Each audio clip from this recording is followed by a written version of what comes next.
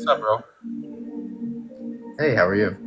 Doing all right yourself? I'm actually a big fan. I just wanted to say that I like your Interstellar videos because I love that movie, so I love when you break it down and stuff like that. But I'm curious to how you said like you have to humble yourself and accept fade. Nobody will remember you when you die. Which I agree with. I feel like when you die, your temporary time. It's going to be almost as if you didn't exist in the future. But how does that negate the existence of God? I'm not saying that specifically negates the existence of God. What I'm saying is we often have the feeling that there's got to be something more, and that makes people believe that there's got to be a God. I think that's the wrong kind of thinking, right? I think that we have to accept that there might not be anything after that, after this life. And that acceptance builds your character. So when you say God is imaginary, so when people use like evidences that they feel like for example, like I can be someone that say the fact that me and you are talking right now, the fact that we exist is enough evidence for there to be a creator because I don't believe there's a constant regression of things without an endpoint. You know what mean? I feel like there is an endpoint to the source of the creator. Do you get what I'm trying to say? Okay, so then where did the God start? And that's where it's beyond our human limitation, Well, right? then why can't I just say the universe is beyond our understanding? I agree with that. I don't disagree with that. So then you don't have evidence then, right? Evidence points us towards something being more likely. And I so I think it's that just as likely that the universe is infinite that it's not.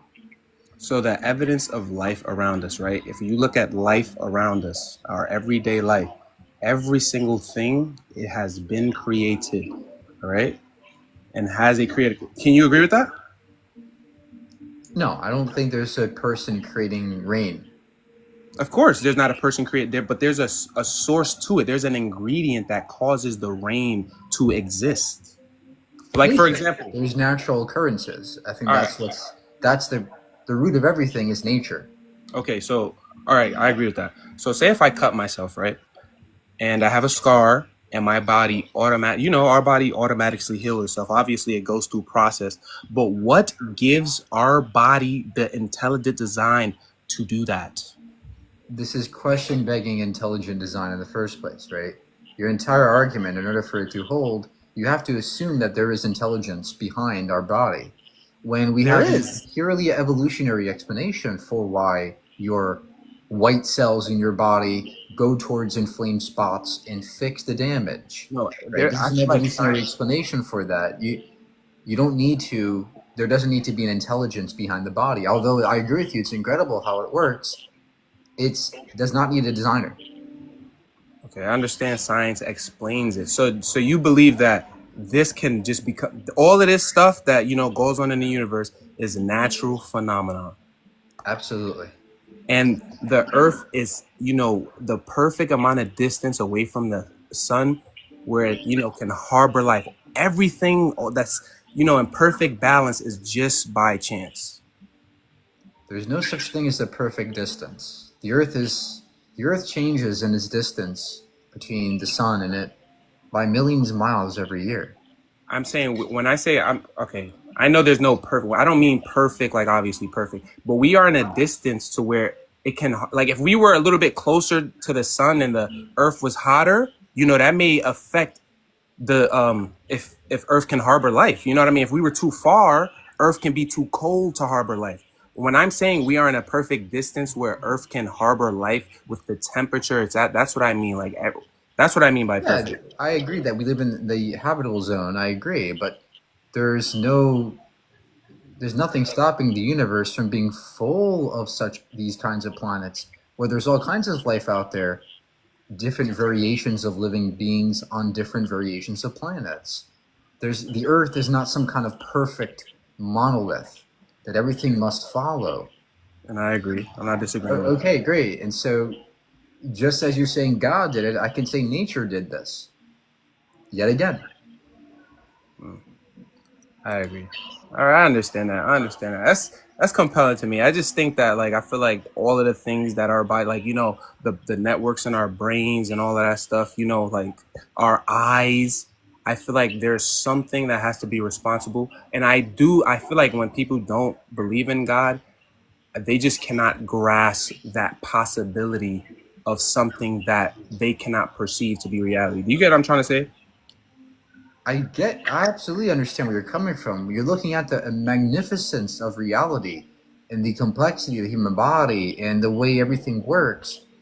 But you can also you can just as you're being amazed by these things, you can be repulsed by these things. Look at cancer. Look at brain eating amoebas. Look at the fact that there's an unnecessary amount of complexity to the body, right? There are ways in which you could fix the body to make it simpler and work more efficiently. The point is that we can find flaws in nature, we can find errors. And if you're going to say it was intelligently designed, well, it doesn't seem intelligent if we can make easy fixes. I understand that. Well, I feel like it has to be intelligent because you may be able to fix something, but you can't replicate, right? For example, if you look at a human eye a person that's in perfect health, I'm not saying somebody has, nearsight and all that stuff, somebody with perfect health, you cannot create a camera that can replicate what a human being sees at his own personal Sure we eyes. can. Sure we can. We have bionic eyes that are far better than human eyes. We have telescopes that see far better than our eyes can see. No, We have microscopes that can see far better. The technology, that's the point I'm trying to make to you. no, The fact that no. we can contrive technologies that are fairly simple means that the eye is unnecessarily complex and inefficient. But those things are like I understand that, but those things are created with objects, though. You get what I'm saying? That's an assembly. You get what I'm saying? That is assembled. A telescope is assembled. An eye is a flesh. That's flesh. Like you cannot. For example, I'll just say life. You can't. There's no scientist in the world that can create life from scratch. Well, we can, in the sense that we can make vesicles, we can polymerize RNA in a lab setting. We can perform the mechanisms that give rise to life. And so, yes, we have a very good understanding of how life got here. And again, you don't need a designer for this. Every time you say there's a designer, I can just as easily say there's a non-designer. But where's the evidence for it? I feel like there's more evidence for there being a designer, for there not But being a why? non-designer. But why? What's the evidence of a designer versus non-design? Life around you, like the order of life, like that. For That example, order. I'll say this: turtles, right? I know I'm trying to use like simple analogies. There's a turtle species that when they're born, they have no mother, no father. Correct? They're just on their own. All right, but they know immediately as soon as they're hatched where to go. All right, that is an instinct, right? Who is responsible for creating that instinct? When you say who's responsible, Or what? What, not who. that assumes there is a who in the first place. All right, so what? There can just be a natural what is responsible for that. The brain, right? There are nervous systems that evolve naturally that give rise to those, that predispose certain species to certain behaviors. Humans have this too. We have instincts Yes. too. But they're all derivative of the nervous system and the brain. None of it requires a designer. And no matter how appealing it is to you to say, oh, look how amazing everything is, there must be a designer, it's not valid, because I can just as easily match it with a non-designed thing, and you don't have evidence of design. You just have an inkling of design. Okay. Okay. So a DNA code structure, that's nature, and that's throughout time where that developed. DNA is just a molecule, no different than any other molecule. No, I get that. But Okay, a DNA just code, remember, though, a DNA is just a molecule, sir. It evolves naturally, yes, as far as we can see. okay, and that evolution determines how certain people or certain species act and all of that stuff. Correct. Okay, and It's and that's remarkable. only It's remarkable. It's remarkable that this happens. But no matter how remarkable it is to you, it does not give you credence towards God doing it. okay. I understand what you're saying, but where I'm coming from, and I'm not gonna just keep going in circles. I'm gonna say this last thing, but I understand all of that. But I just think there is something that, like, for example, like gives it the push to be able to do that, right? I feel like there's a like, even though like in a Entropy. sense of Entropy. huh? Entropy. What is entropy? I actually don't know what that is. What is entropy? The state of being disorderly from an orderly state. The fact that things they tend to go towards disorder. So that's why DNA is like that. Then is a reason. Well, there's many more reasons why, right? There's natural selection, there's chemical evolution, but the point is that all of it can be explained naturally through nature itself, and that's remarkable. It's understandable. I respect that, man. I appreciate your conversation, man. I like some of the other topics. There's another topic I want to talk to you about, but not here. I'll wait for it. Have a good one, bro. All right, thank you. Thanks for being kind. All right, see you at the next guest in here.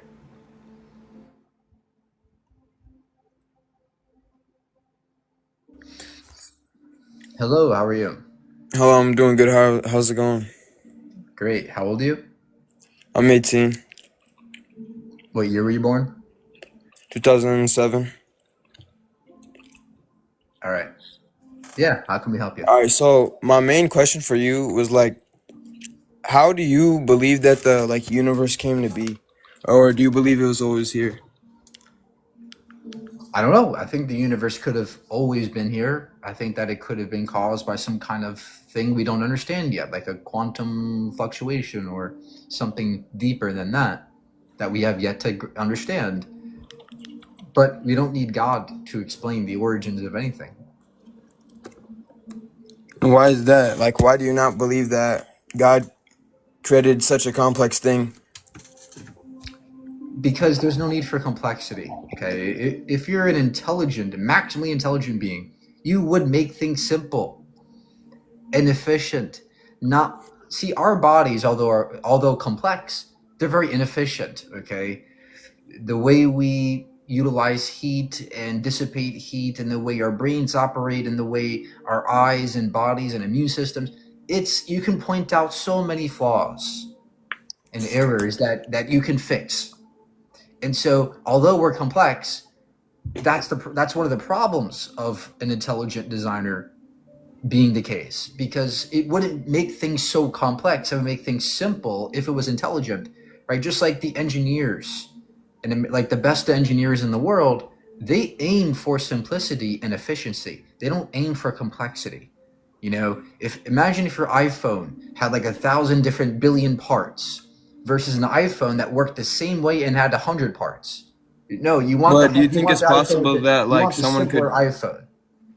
Do you think it's possible for someone to create like a human that is made simpler, or like the version that you're with less parts and is more efficient? Like, is that possible for Yes, a human to make? especially if God exists, right? If God exists, it would be able to create a human being just like you and me, without as many points of failure in our bodies. I mean, heart attacks, heart disease, cancers, liver malfunctions, autoimmune diseases, allergies, eye infections. There are so many things that can go wrong in your body because of the inherent complexity that is not a hallmark of design. You don't want complexity, especially with our type of medium, biology. You want something that's simple and efficient. We are not that. So your main claim is that because we're like so complex and inefficient, there's not a creator? My point is that given the idea of an intelligent designer, it makes way more sense. It makes way less sense that we be so complex. That's my point. I'm not saying this means God can't exist. I'm just saying this lends credence towards naturalism, not theism. So wait, so I just want to know, like, do you believe that there's still even a small possibility that there could be a God, or you're just I don't know what God is. What do you mean by God? like an all powerful, like all divine thing, not a man, I don't know what divine means, and I don't know what all powerful means. someone who can create a universe? It's like my thing with atheists, like how most of you believe that the universe is always here, and then you question like who created God? Like why? How does it make sense that the universe can always exist and not have a creator, but then God needs a creator, which doesn't make any sense. Because if he did, we wouldn't be worshiping him. Well, again, But like, you're assuming and then that like, there has to be a God. Again, you're yeah, assuming but there why has to would be a we be on beginning. this earth if it was all accidentally? Like all an explosion created all of this. We're on here with no Yeah, purpose. we're not. Like We're not so like, do saying you just think that we have no purpose in life? Like there's that we're just here to reproduce and that's absolutely it? not. I think we are teeming with purpose, but we don't need God for purpose. And I never said that we're here by accident. There could be some deterministic reason why we exist, but it doesn't mean that there must be intention. Okay, I can concede that there might be a deterministic set of events that happen, and that we were determined to be this way. But that does not mean that there is an intentional being who intended for us to be this way. I mean, again, there is no symmetry breaker between these two worlds. A one where God makes us intentionally, and one where we naturally happen to be here this way. I don't see a symmetry breaker between these two worlds. So if someone were to come to you and like give signs or miracles, like that God does exist, like if I were to come back, one second.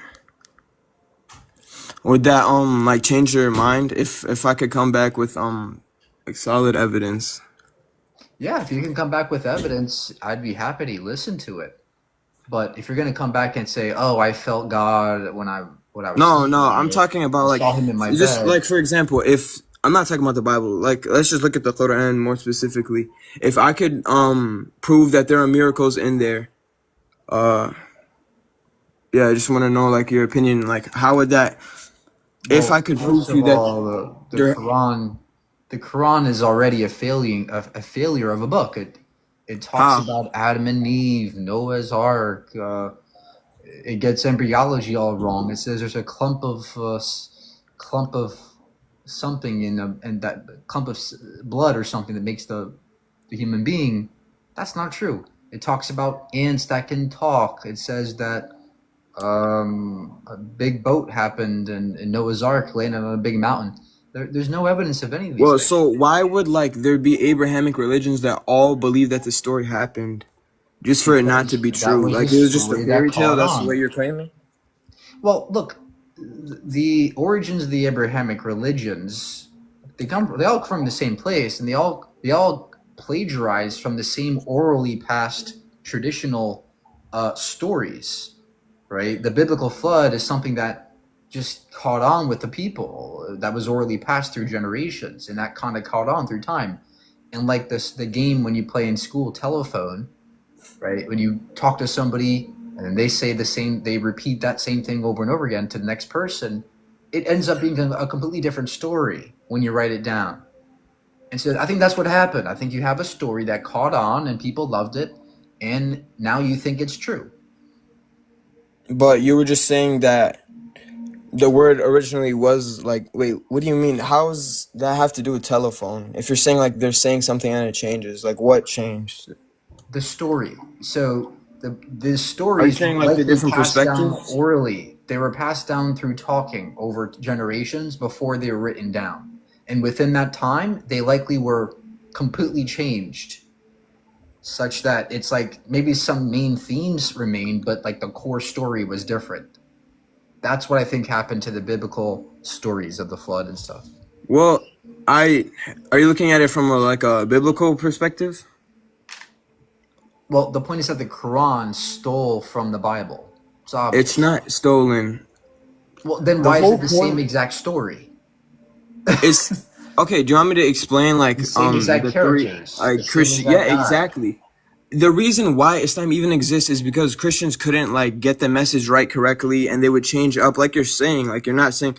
something false. Like these things obviously did change up the words and all that. It's just that Islam, like when it was preached to people, they actually understood it, and this was like the final time. Okay, you can understand something, but that understanding could be wrong, right? Like, I can understand that the earth is flat, but that's wrong still. Just because people understand the story of the Quran doesn't make it true. Okay, I'll come back with some things if you do want to let me back on, but I'll come back and then maybe I can guide you. Cool, thank you. Guide me to Allah. Oh Allah, we love you. Allah Akbar.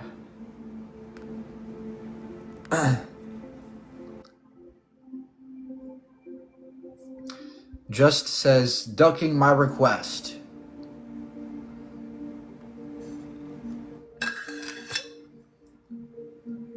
What's going, what's going on, Michael? This is my evidence of God. Okay. Remind me not to do that again. Where is everybody? What's going on here? Why can't people come up?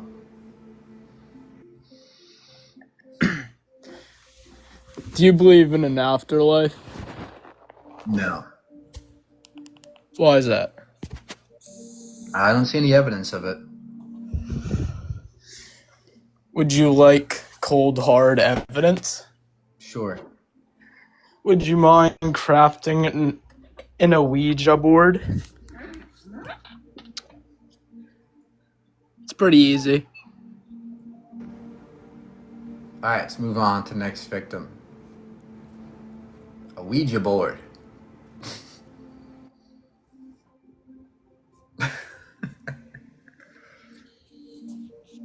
Hey, how are you? Hello, sir. How are you? Great. Thank you for inviting me in. Thank you for allowing me to come up here. Um, I'm not here to play a game of proving or not proving. However, I did have some experiences. I used to be an atheist. Okay, what was your experience? Yeah. Maybe I'll front load the outcome first, if you don't mind, if that's okay. Sure, tell us whatever happened.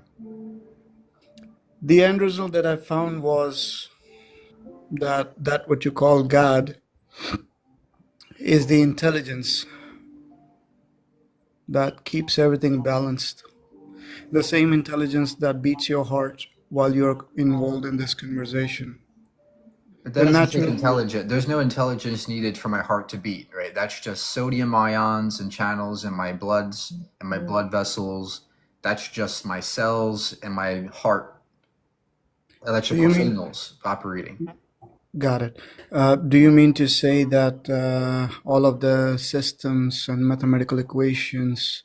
So basically, what I understand is that the universe wants to be balanced in the most balanced state, keeping the micro and macro. What does an unbalanced universe look like?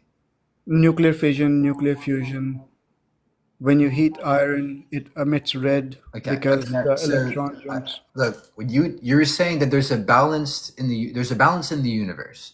So I'm asking you, if there's balance in the universe, what does an unbalanced universe look like, comparatively Nuclear speaking? fission, nuclear fusion. The three laws of Nuclear Newton fusion hold happens true. in our universe, sir. So that would be balanced. I'm sorry, say that again, please. Nuclear fusion and fission happens in our universe. That means it would be Yes. balanced.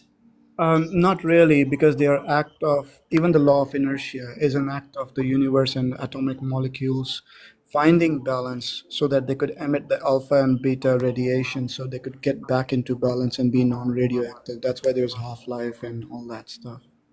Yeah. So the sun, for example, is balanced. Do you agree? Everything in the universe is balanced, and its tendency to Okay. So remain balanced. even fusion can result in a balanced universe. So I'm asking you, what does unbalance, what does It's imbalance look like? so It's a system of energy which wants to remain in most No, no, no. harmonious environment. You're Hold not on. really understanding what I'm asking you, right? You're saying that this universe is balanced. Great. What does an imbalanced universe look like? Chaos. Okay, give an example of something chaotic in that universe. So an imbalance. Well, it's a balancing act because of which mathematical equations exist. Now I understand you want me to prove you wrong. Okay. So with which Hold on. This is concept? important Hold on, because hold on. I can't go into the direction that you want to go in because then you're going to take the direction off. Let me go into my direction so I can put forth my concept. Otherwise, you're just going to play the game and want to go rip things apart, which I haven't even built yet. It's connecting the dots. If I connect your dots in there, that makes okay, no sense. okay, great. Connect the dots and get us to God. No. Get us to God. God is a concept that you carry in your mind that you think is something out there. It's an internal intelligence that is available to all the Okay, what's atoms. the evidence of the intelligence? Reaction of the system to undo the imbalance. Reaction of the system. So you Of the think there's an universe. intelligence when my heart beats, and where is this intelligence? Where's your evidence If of it this doesn't beat intelligence? right, if there's something wrong with beating it in the right way, you become Okay, aware where's of. the evidence that there's intelligence in my heart? That there's a guy in my heart going, okay, heart, pump this way. Okay, See, that's the push. thing, guy. You're Okay, seeing guys, guy. push it this way. Push. Boop. Where's your evidence of Yes, that thing? That guy in my heart. there's no. God is not a guy. God is I'm formless. sorry, God is a father. intelligence. I'm sorry, the father. No. God is intelligence. Okay, Intelligence. where is the evidence that this intelligent being is in my heart? No, you are the being caused because of the existence of an intelligence. So I'm the one pushing my heart. When you look at yourself, is there So I'm somebody the else? one pushing your heart. The higher self and the I'm the lower guy in your self. mind. You're thinking about me when I pump your heart. Is that correct? Tell me more, please. That's very. All right. Uh, I'm you're sorry. beating. Who else is beating This you? conversation is not worth my time.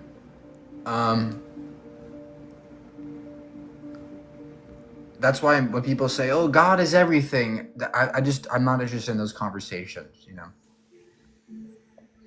How you doing? You can hear me clearly? Yeah. Oh, you know, I always to say God is imaginary. I think that's kind of subjective. It's always I think the idea of God is very very subjective. To say that is imaginary is like that's if you don't base God in like realistic, concepts. I think if that makes sense. Okay. What is your evidence that God exists? I would say that the evidence that God exists is science in itself. N- how we, I think science is the best way how we explain God, like the process of what God is, if that makes sense. Okay. So you're saying, like, when it rains from the sky, that's God. That's evidence that God's doing it. I think, okay, yeah, you could say that. Yeah, in a simpler term, Yeah, yeah, that would be that's a just good. question begging. So this is an invalid argument, right? What you're doing is you're question begging that there is a intelligent designer doing it in the first place. That you have to assume that for your argument to hold. Yet you'd have to give evidence that there is actually intelligent design. You can't just say it exists because it exists. Trust me. No, I understand. You're saying that there's no actual evidence that there's a high intelligence that's making rain. I understand that, but I'm saying that like the process of like creation in itself is what God is. You know what I'm saying? But we can say the process is natural, right? And we can just say there is no God. It's just a natural process. It's natural why the rain comes down from the sky, right? Evaporation, condensation. Like we can say that's all natural. So you don't have That's evidence that God's doing it. No, I could understand saying that it's natural, Okay, but so this, what's your evidence that it's not natural? I'm not. Well, that's to say that. Or Okay, whatever. What's your evidence that God's doing it and not just nature? that's to say that God is separate from nature. That's not. Okay, okay. You can You say get. God is nature. I'm asking you, what's your evidence that there is a God that's distinct from nature? I don't understand what you're saying, man. Well, the problem is that if you can't distinguish nature from God, then you can't know God is You there. can't. You can't. If you're There's going to say no everything is distinction. God, There's if no you're going to say distinguish between nature and God. look, if you're going to say everything is God, Yes. you can't break that symmetry between a world with God and a world with just nature. And so there is no evidence that you can extract from that. You're just asserting everything's God. It's not evidence of God. It's question begging. I don't. I don't know if you're saying that the actual evidence is science, and I don't think you know what science is, right? What do you think science means? what do you mean? Is learning the natural world, and if you're saying that the natural world is God, Science is a then methodology, right? It yeah, attempts to investigate the universe. yeah, It doesn't even say the universe is natural. It's just it's a methodology that attempts to describe the world. yeah.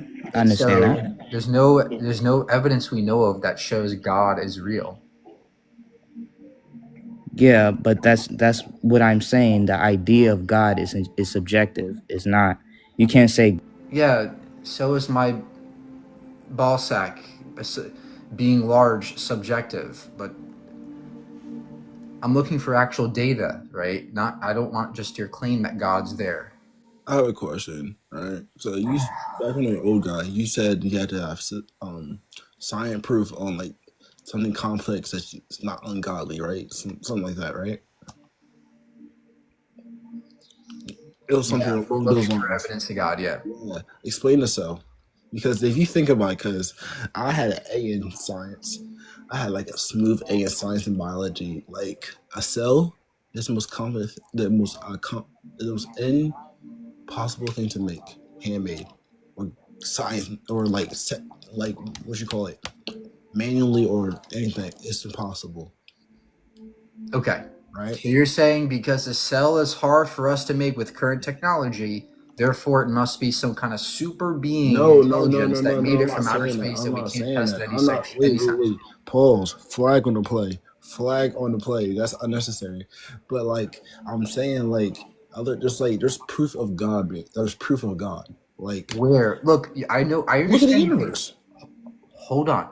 I understand you looking at a cell and you're going, holy moly, I don't No, understand it. It's very talking about. I didn't say. I hold didn't. No, on, no, no. hold on. I understand where you're coming from. You're looking at the cell and going, wow, it's complex, therefore it must be designed.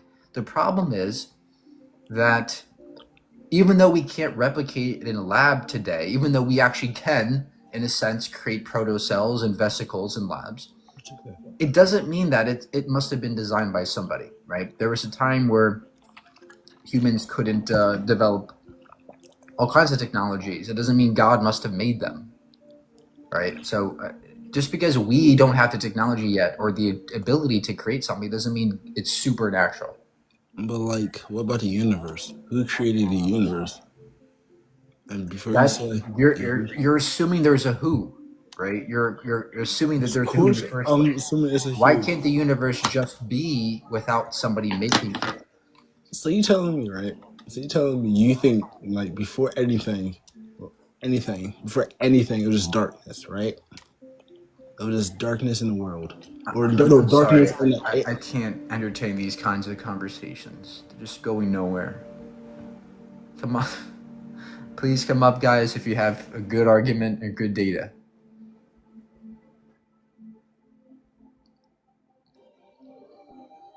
Hi, can you hear me? Unfortunately. Yeah, how can we help you? I'd like to start off first. Have you ever read the Bible? Vaguely, yes, I've read it. Vaguely. Okay, so have you read the whole thing? No, I haven't read the whole thing, and I don't need to recognize it's nonsense. Talking snakes, talking donkeys, never happened, sir. Okay, first off, how can you say someone prove me God does not exist until when you haven't read the entirety of the Bible? How can you say that's assuming you have the infinite knowledge of everything? How can we and say you astrology is bogus continuously if you only know one horoscope reading? Well, we can know that even by looking at one horoscope reading, the Well, you methodology can't. is bogus. It's not falsifiable. It's nonsense. The same with your Bible, sir. Talking snakes. The first thing you read about talking snakes in Genesis, that's not scientific. That's baseless nonsense. That's like a child's fairy tale story on steroids, right? We want some data, not a Okay, story. yeah. Okay, I understand that 100%. What about the countless videos of genuine people and the acts of God and the way they're saved? How can you just discredit that completely? And another Where's thing, your let's evidence assume of this the acts universe of God? we're all over the internet, my friend. They're everywhere. But All over now I got Google another and TikTok, question. right, So, my friend? Look, search on Facebook. so did you know Reels. Did you know? Okay, so so science Search up actually proved Sora. that It's at all one over point Sora. the scientists have proved at one point the universe was created. So Okay, your whole with the last Dallas, week, why can't the Dallas, universe just be there?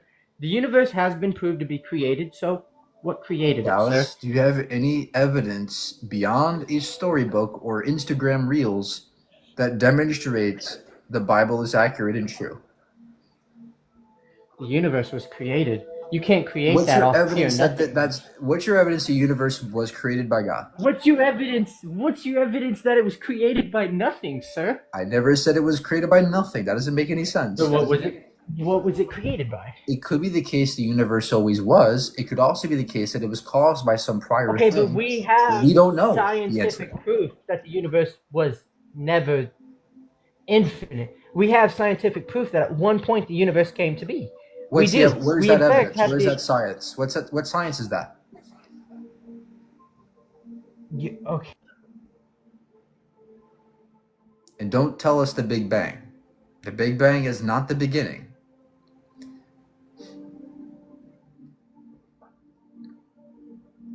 Dallas, we can't hear you when you're chat GPTing.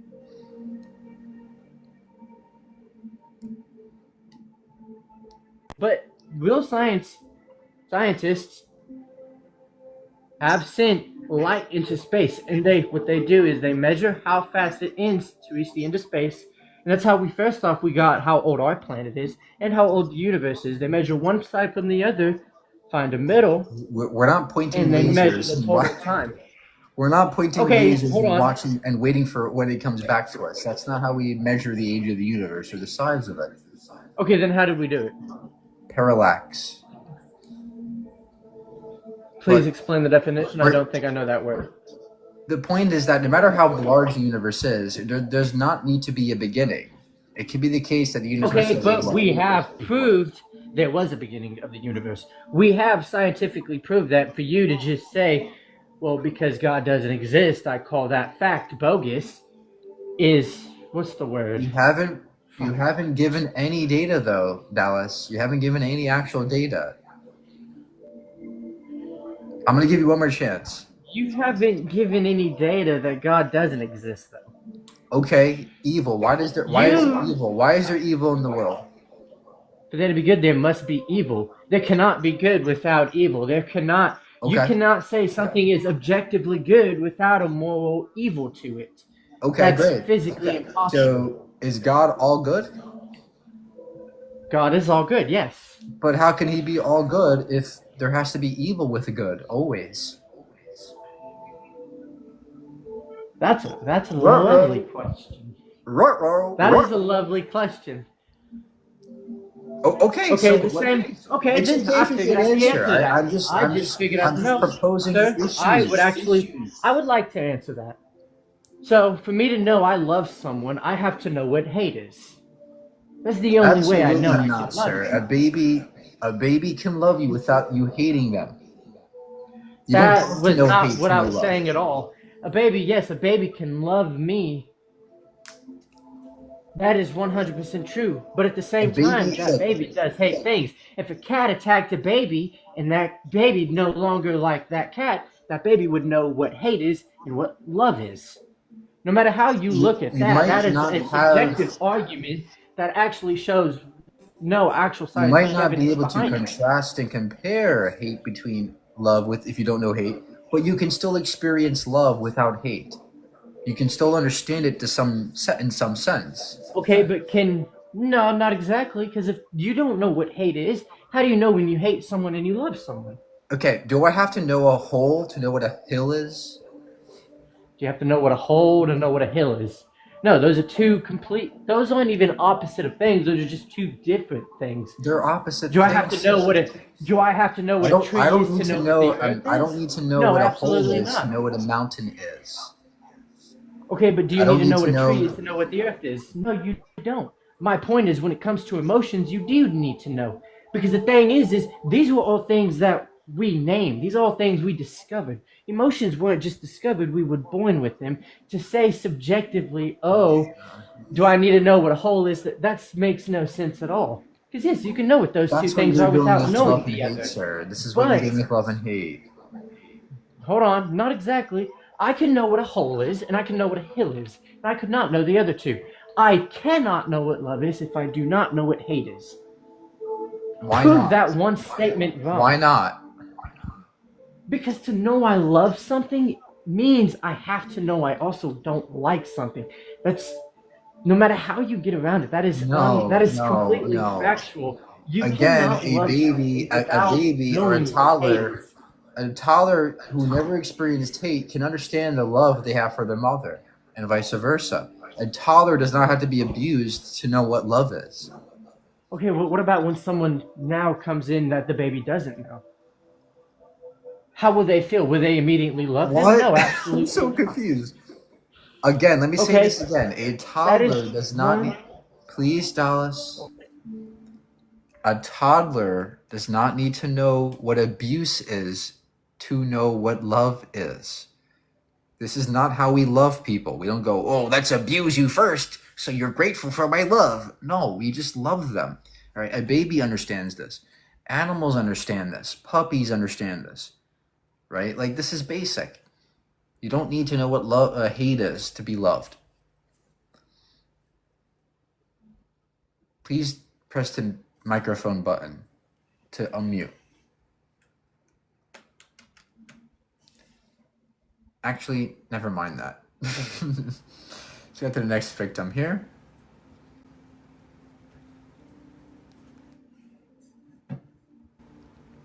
Come on up if you disagree, if you think you have evidence for a god. What's up, Mike? This guy. How's your night going? Splendid. So, what? I'm not really sure how to start off the prompt here. That's what your mom said last night now. Go ahead. What do you got? What's your evidence? Well, I guess my first, thinking about the prompt, my first question to you would be, what do you think about Jesus? He was a terrorist. He was a terrorist who was not very good. Not a good guy. Can you explain a little bit more about that? Have you seen what he did to the people in the flood? What did he do? You see when he flooded the world? Remember that when he killed all the babies? Remember Was when that remember Christ? what he commanded in What? First Samuel when he commanded the genocide of the Amalekites? So, was that Christ? Isn't Christ God? Yeah, but Then God there did, is an Jesus did understanding. that. Then Jesus is a terrorist. Right, I'm not actually arguing that God didn't do those things, but Okay, I would say what that reasons do you have to think God exists? Go. first of all, what I was getting at with you by asking the question was that I believe Christ is God in Why? flesh and hold on, let me finish. And dwelt among us, And not only was he perfect, we have record of that, and we also have eyewitness accounts of that. But not only that, there is record that he rose again, and to prove that he was God. Okay, great. Where's the record of the resurrection? Well, first of all, it's in the Bible. That's one place you can find it. So is Talking Donkeys, not the best source, right? We're looking for It is something actually beyond the Bible. you just blanketly said something. Please give me your backup to what you just said. You said a talking donkey. What do you mean? Yeah, in Numbers, it says a donkey talked. Literally. You're gonna have to give me more context. Oh my God! In Numbers, Is that a guy was that walking hard with to his ask? donkey. A guy was walking with his donkey, and his donkey was like, "I'm sick and tired of this," and he started talking in human language to the guy, and the guy was like, "Oh my God, that donkey talked." Right. That literally was a part of the Bible. So the Bible, the way you read the Bible, isn't as literal at times as you might want it to be. Oh, Because maybe if you the read resurrection's not scripture, literal. hold on, let me finish my point before you make a point. Hold on. So you have to have eyes to see, a spiritual eyes to understand what God communicates. You can't blanketly read something and think Do I that have you spiritual know. eyes, sir? Are what my that eyes is. spiritual? Yes, there is a spiritual eye that I'm trying to explain to you, but I'm you're not looking for listening to God. me. Yeah. Like So you're just my point being is this: silly and you're not if you're listening gonna to me. I'm Nick, not ready to move on to your point because you have not even addressed what I'm saying. I am. So No, you're not. when you You're making assert you're that there are making jokes. parts, if I could just speak, it'd be great. It If would you're be great if assert, I could speak and you not make jokes, but you're not doing what you're asking. okay. So if you're asserting that there are some parts of the Bible we shouldn't be taking literally, well then why does maybe the resurrection is not literal? Maybe the That's resurrection's a impossible. story See, or that is allegory. impossible for you to say because that story is not a spiritual story. Actually, you know what? I would go ahead and agree with you that it is a spiritual story. It's also a literal story in the same. Do you know what a parable is? Do you know what a parable is, So sir? it's literal and not literal at the same time? Yeah, do you not know that things can be literal and spiritual? The meanings of it? You're acting like It's literal. you've never heard of something like this. I don't understand what you're So doing. something is literal and not literal at the same time, correct? No, that's not what I said. I said something that can be literal and also spiritual. I don't know what a There's two spiritual things. passage is. That doesn't make any sense to me. That's what I was trying to explain to you earlier. That the Bible is also spiritual, meaning not only literal. So, God, this is what I'm trying to explain to you. And divide. The divide is that there are some people that cannot see because God has not allowed them to. And then there's some that God has allowed to spiritually see. And God explains this in scripture by you have to have fear for God for him to give you knowledge. A reverence is what that Oh, how means. nice! When it says How perfect he is. We have to be scared of him to know him. you didn't hear what I Yeah. just said, So so if you I were could just listening speak to what here, you want to hear. sir. That's fine. It's obvious you're cherry picking, right? You're looking at certain stories that are too crazy for you to understand today. You're going to say, "Oh, that's just not literal. It's an allegory, Mike." And then the ones you want to be true are not. They're spiritual, right? So you're clearly cherry You picking. don't want to get to Nick. the Hold truth. on. You don't have an objective measure of what is to be taken literally and what is to be taken metaphorically or spiritually. You don't have an objective measure for this. What's your gauge for determining what is to be taken spiritually and literally? You don't have one. And that's why this is special pleading in my eyes. This is fallacious. We need some way to know if the resurrection is a literal story that actually happened. You have none of that. Yeah, I can give you evidence, but you don't have to believe it. You can't What's call the someone evidence? What's stupid. the evidence? Just tell There's us the evidence, evidence. please. Tell us the evidence, please. Josephus is a great evidence because that is a secular writing pointing to Christ being crucified and resurrected. That's one evidence. So what are you going to do with that evidence? Josephus But is not that's what I'm saying. contemporary. Jo- I'm Josephus is actually not a not trying to contemporary. argue with you. Nick, please listen. Please listen. Josephus is not a contemporary source, nor eyewitness testimony. It's interpolation at best. Secondly, you don't have, even if somebody were to say, oh, this guy resurrected, that still wouldn't be evidence for the claim. We need something that actually demonstrates this happened.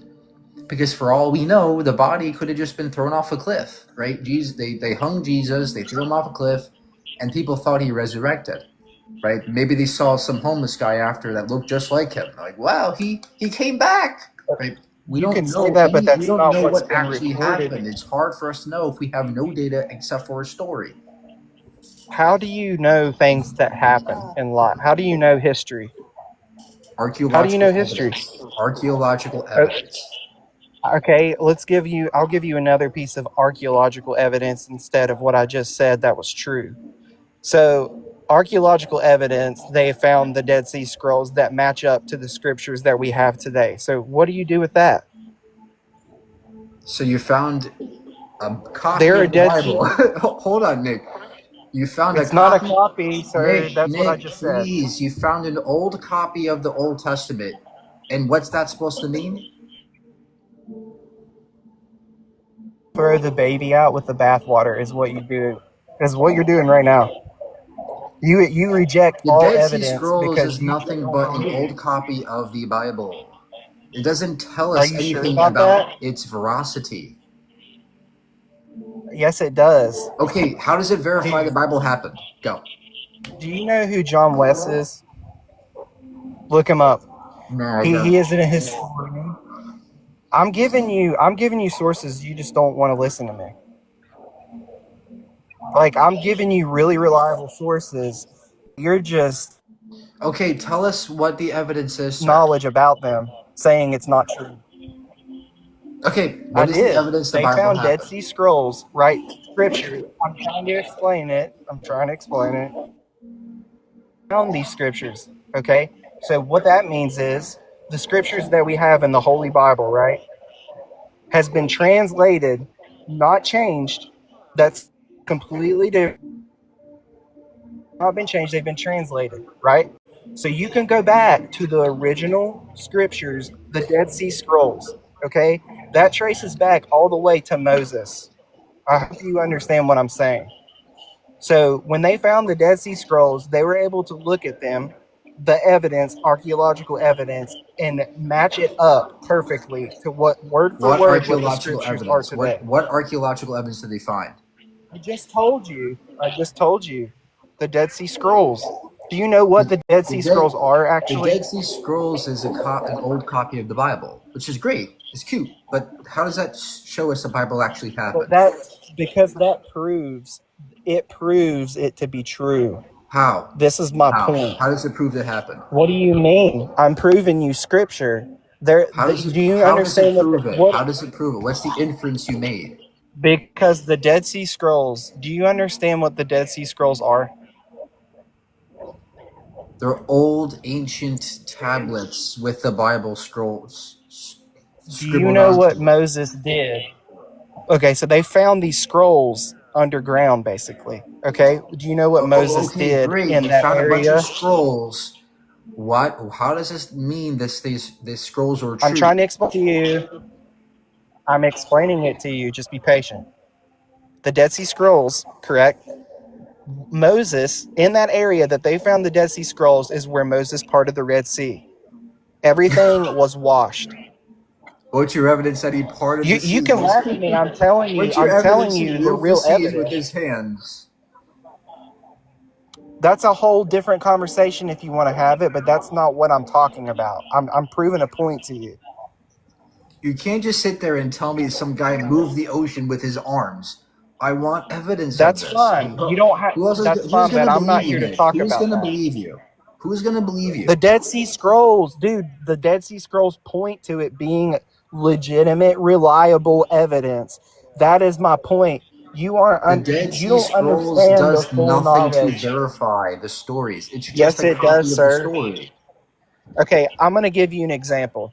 So we have the Bible today, correct? When was the Dead Sea Scrolls found? I don't know, the 1930s, 40s or something? 50s?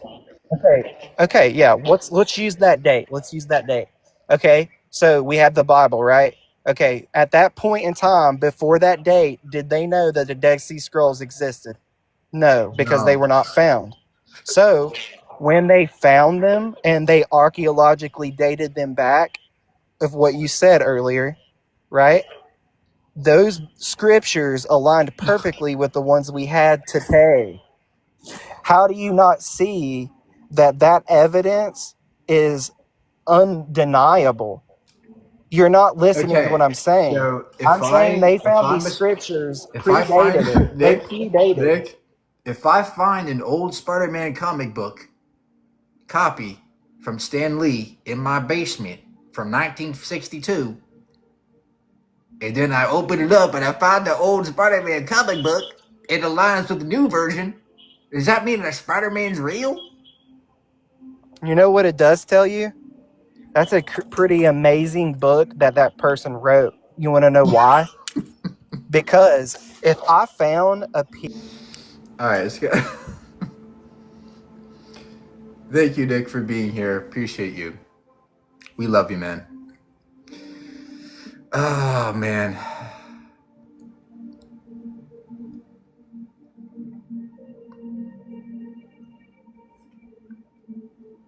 I'm sorry, guys. I couldn't entertain that kind of discussion anymore. I just get my patience hits a threshold. I can't, you know.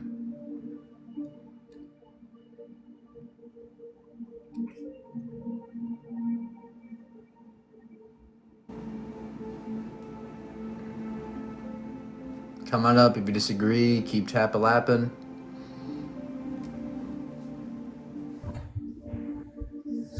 Yo, what's up, bro? Yo, what's up, bruh? What's up? What's up? Hey, so I'm a Christian. I just want to preface that way you know where this conversation is going. And I was listening to that last guy that you had on, and you were comparing that if you found an old version of Spider-Man and then bought the new version of Spider-Man and it lined up, does that make Spider-Man true? And I see why you were saying that, and the guy was failing. I was itching to get on this live so I can say something. When you look at Spider-Man, you read the context of it. It's happening in a multiverse or whatever setting it is. It's clearly not on Earth. You know, things are happening in that Spider-Man novel that don't happen on Earth. And when we read the Bible, I mean, it's naming things like Egypt, the Garden of Gethsemane. Hold on. Spider-Man talks about New York City.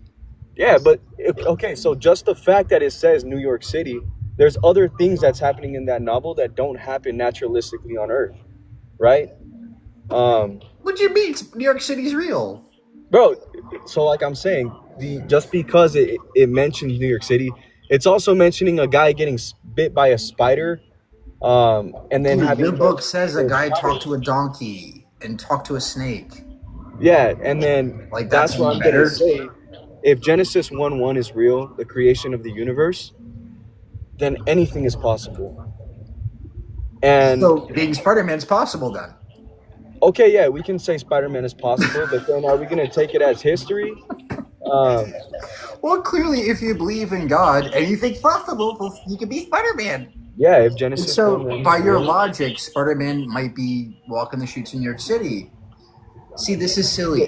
Dude, that's a foolish claim. This is silly. If this is your standard of evidence, it's silly. It's absurd. Your standard of evidence is very low, right? And so you're willing to believe it's something like Spider-Man based on a story. That's the absurdity in your view. In my view, we take a look at the preponderance of evidence, the falsification of the things we're talking about, right? I don't just say Spider-Man exists, right? We demonstrate it through the evidence, through experimentation. You have none of that, and that's why I'm very skeptical when it comes to the God claim. Try again. brother. So you're putting the burden of proof on me to say or give you proof that God is real. But let's change the prompt a little bit. What is the evidence that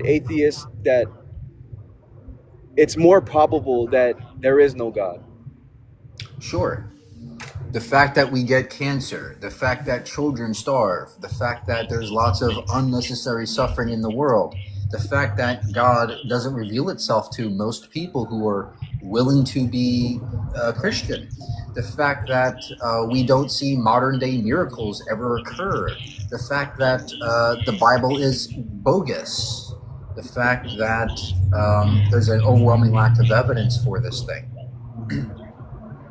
Okay.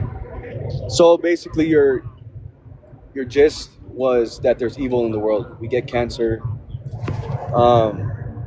When you read Genesis, and if you don't want me to use biblical, the Bible, I won't, because I can easily do this without quoting the Bible.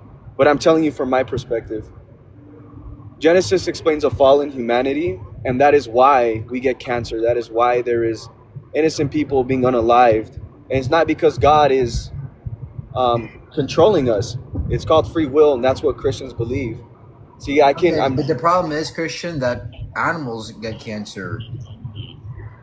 Yeah, and then we also read in the Bible that animals don't have a soul. Okay, They're so created on a separate day for a separate purpose. But if you're saying free will causes cancer, then that doesn't match with No, animal I didn't say that. I said the fall of creation, read about in Genesis, proves that there is no longer order in this universe. Okay, so the animals that our bodies are failing do the us. animals have free will, sir? Actually, no, they're separate from humans. God Okay. put free will in humans so that we can freely choose Him. So then, Christian, did God cause the animals to also go through this fall?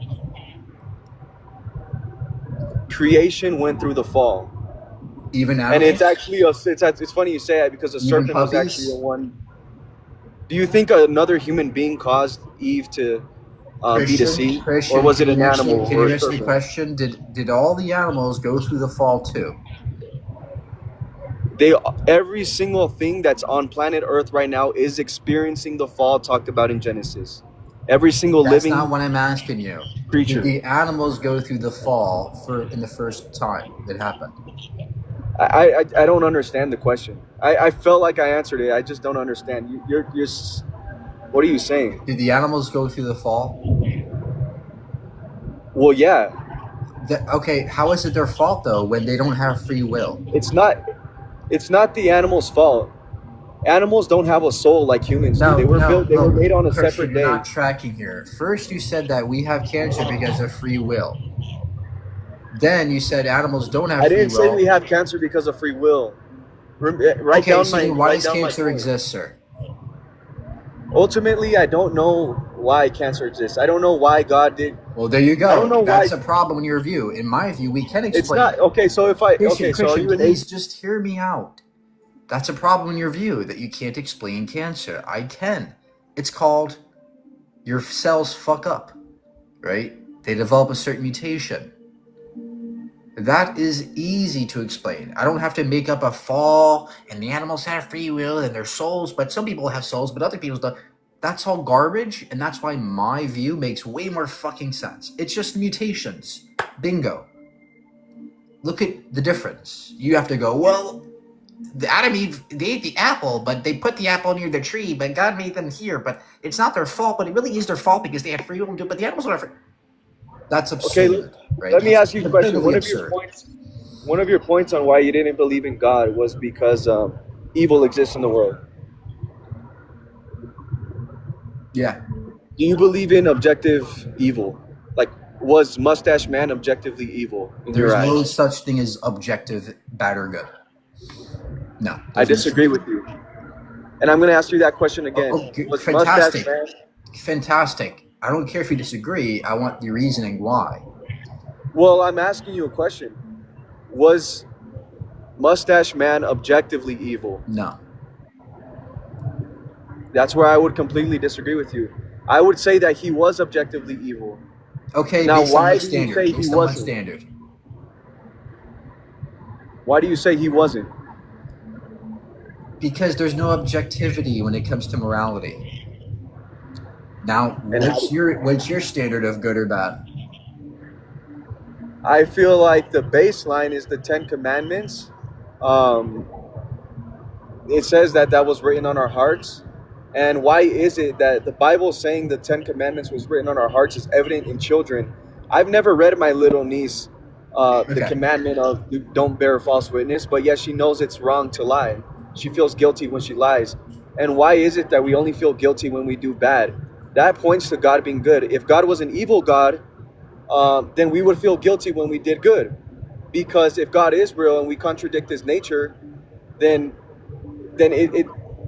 it just makes sense. And I know you say that modernism makes sense, but I mean, all right, let me give you an illustration.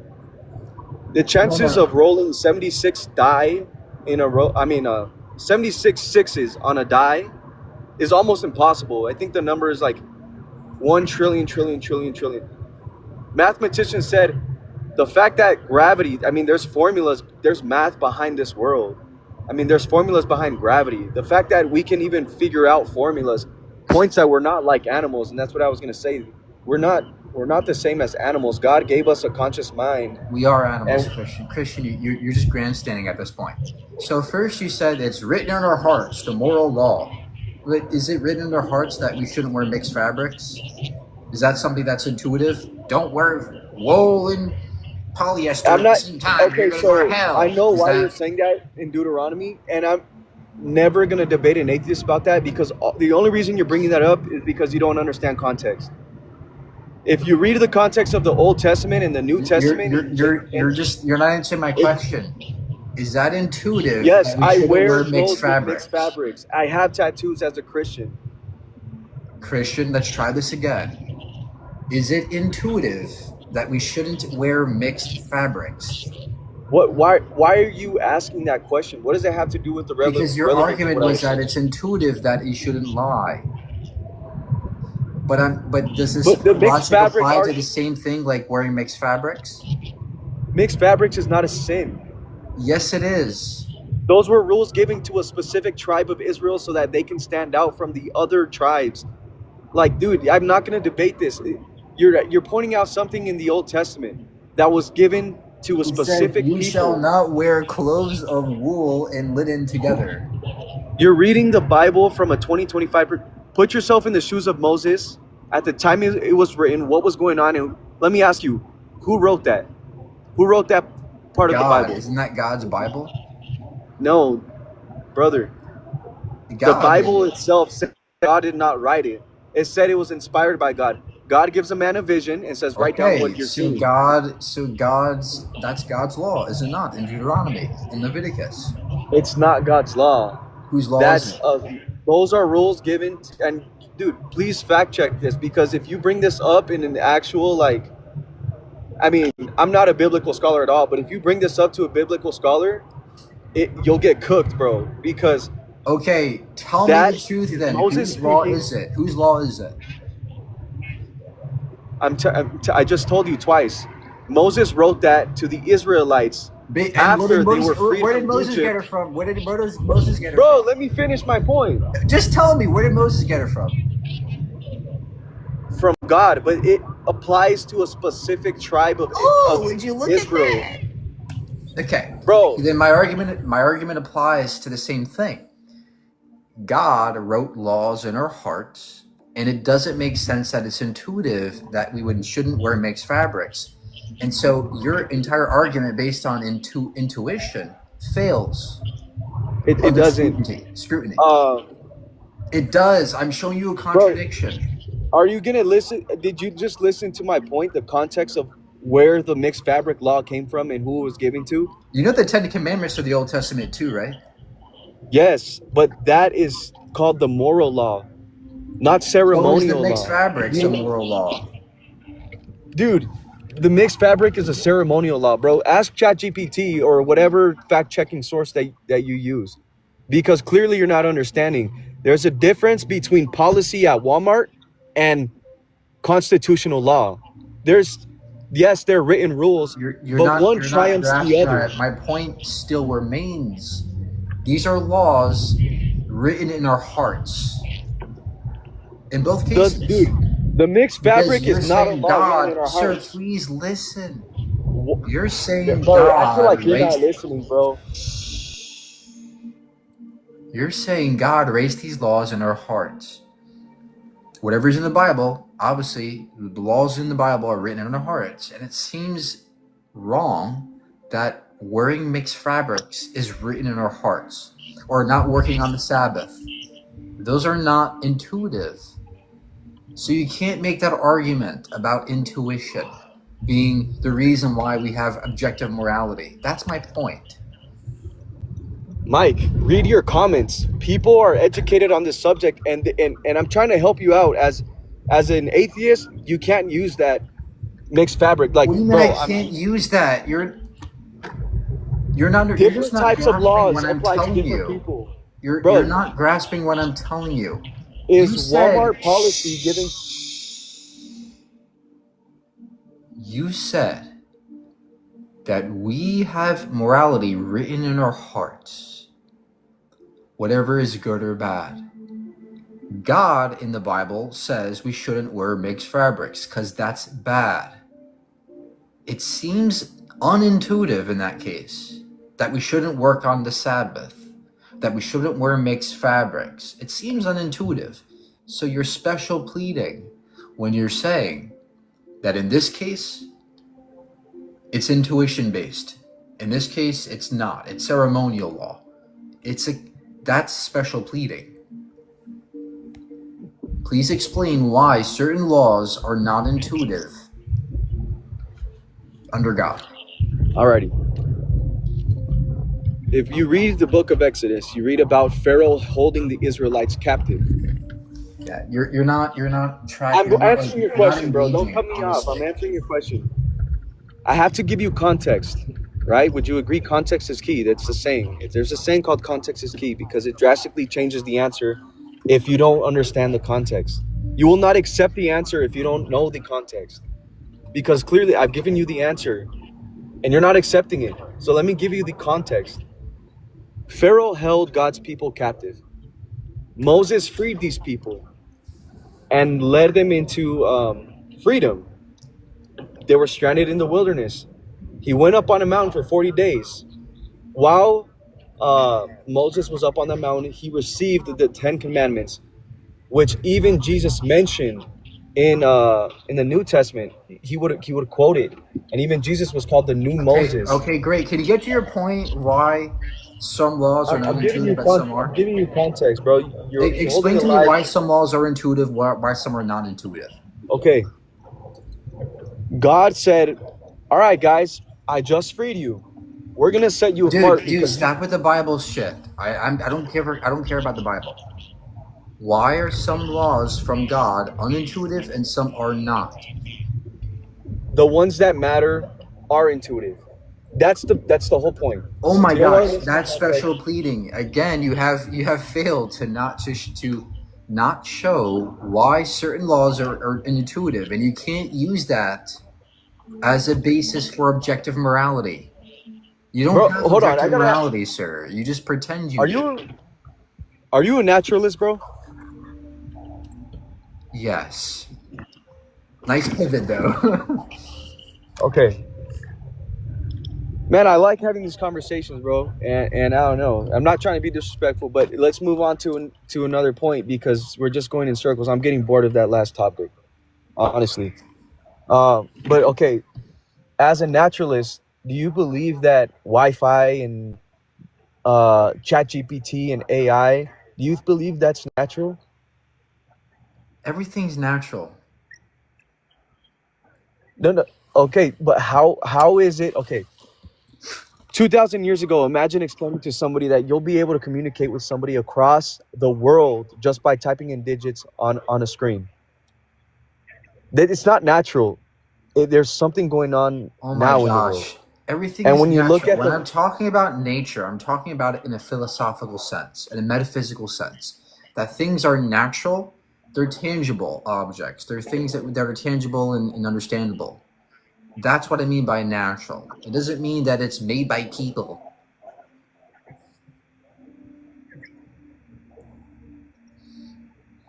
Okay, so you have a different understanding of naturalism than I do. So would you say God is evil in the Bible? Fuck yeah. He commits genocide like several times. But you just said there's no objective evil. So under what standard are you saying God's evil? Because when I asked you if you believe Mustache Man is evil, you said no. And I asked you why. You said because there's no objective evil. But when I just asked you if God is evil, you say yes. Why'd you change your mind right there? No, you're confused. I still think things are evil or wrong. I'm not confused. Can you listen? But if there's no objective evil, Can you then please what you listen think is to evil me? Shh, is not evil. Stop and listen. There doesn't need Even to your be comments are saying you got cooked, bro. there doesn't need to be objectivity for something to be bad. Because in my view, as a more anti-realist, I think things that are bad are just my preference as to them being bad.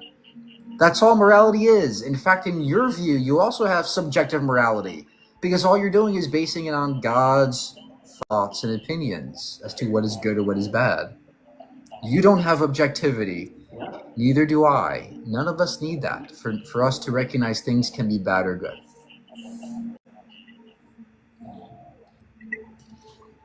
Okay, I'm gonna say something that's on my point of view, which actually makes more sense because the thing about atheism is your whole argument to life's hardest questions is I ultimately don't know. It's my opinion. I don't know what happens. Atheism That's is the truthful less answer. likely That's the because truthful answer, sir. That's the truthful, honest answer. What you're saying is not honest. That's dogma. okay. So what you're saying is that in my worldview there is no truth, but No, what I'm that's a saying truth is, in what I'm itself. saying is, when you say there are answers to the unknown, therefore, because of the Bible, that is dishonest. I don't believe it's dishonest. Do you think that I just went to church one day, listened to a pastor, and said, yes, I believe everything this man is saying? No, I also in my life search for truth. I've seen different articles. Then I give me mean, if you evidence of followed Wes God. Huff, Just give me evidence that God exists. okay, I want to go back to you saying that God is evil in the Bible. You say this because you have some idea of evil that you're putting God in that bracket. But for you to say that something is evil, you believe in I'm using your standard, in Christian. I'm objective using your standard. morality. For example, do you think that it's wrong to commit genocide? Obviously, Okay, then when God commits genocide, he's wrong, right? dude, you're gonna talk about the Amalekites, dude. I was not a Christian my whole life, Right, Christian? This should and be I obvious to you, actually, Mr. This should be obvious to you, Mr. Objective Morality. It should be obvious that God is also evil bro, if genocide is evil. Yes? listen to what I was gonna say. Before I became a Christian, I was presented with these hard things, these hard pills to swallow. I studied them. One of the These hard pills people to swallow. that I don't care about the that pills you swallow. I want you to show me that God is good or evil. Which one is it? but you can't put the burden of proof on me. Obviously, there's nothing I can present to you over a You're the one TikTok live where claiming I'm not God even, exists, sir. brother. I'm not even gonna present to you my face on this live. What makes you think I can in this live present to you that God exists? You have to do that. It's not about what I talk about in this Give live, me something. bro. Give me Look evidence, at the Christian. Give me evidence of God existing. okay. When you look at a building, is that not evidence of a builder? When you look at a painting, is that not evidence of a painter? When you look at creation, I would say that's evidence of a creator. Why do you look So, at a building? right. Why do So you when you look look at at a paintings building, and so say, right. So when you look at a building, you see evidence of a builder. And when you look at a volcano, is that evidence of magma man under the volcano pushing the magma up? When you look at rain, is that evidence no, of rain there's no man magma raining man. If down the rain with a volcanoes hose in the exist, clouds? God No. would be the There are creator of some that volcano. things, there are some things that are natural, some things that don't need people to make them. Right? We don't need a man in the volcano to push up the lava. Right? We don't need a rain man to bring down the rain. Just like we don't need a God to bring creation. Why did so many people willingly get unalived for something that is a lie? If Jesus did not Why resurrect do from the dead, Muslims why do were that? Why do Hindus do? Why do Muslims do that? Why Mm, do the Mayans do that? here, They self-sacrificed for their sun gods. here is the thing. People are crazy. That's Here is why the thing, people though. believe in stupid You things all cannot the time. compare. You cannot compare. Listen, you cannot compare. You cannot compare an instant death to a Roman Empire execution, persecution. Both are instant. No, they are not. Would you want to get dipped in tar? I don't think so. Okay, so you're Dude, saying you don't so understand. you're saying People the always more say that struggle you go through, Muslims are willingly. Christian, let's demonstrate the inference you're making. You're saying is the more struggle and torture you go through, the more true the thing you believe in is. If that's the case, then people who go through a lot of torture, right? Because a lot of people have done way worse torture, have gone through way more torture than what Jesus went through supposedly. You're saying that the things that those people go through, say they're Muslim, that means Allah is real. If they're Buddhist, that means Buddha is real. If they're Mayan, that means the Mayan gods are real. Is that the case, Christian? Is this really what you want to say?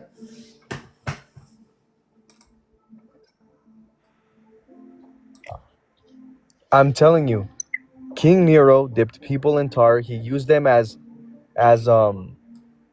candles for his backyard. I mean, they were willing to go through this for a lie. I mean, it just doesn't make Yes, sense. not a lie. Because again, Christian, they didn't think it was a lie. They really believed these things. Just like the Mayans really believed the sun gods would come down. Just like the Muslims really think Allah is coming back. Everybody has their own beliefs, and people are Dude, fundamentally Mayans did misguided. not. The reason why, just like you're misguided, those people were misguided and dogmatic. And that's why they committed those things. Not because they were smart, but because they were Okay, misguided. I,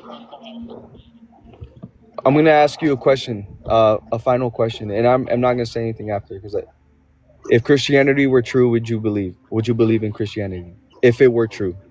I would believe in Christianity, but I would never be a Christian.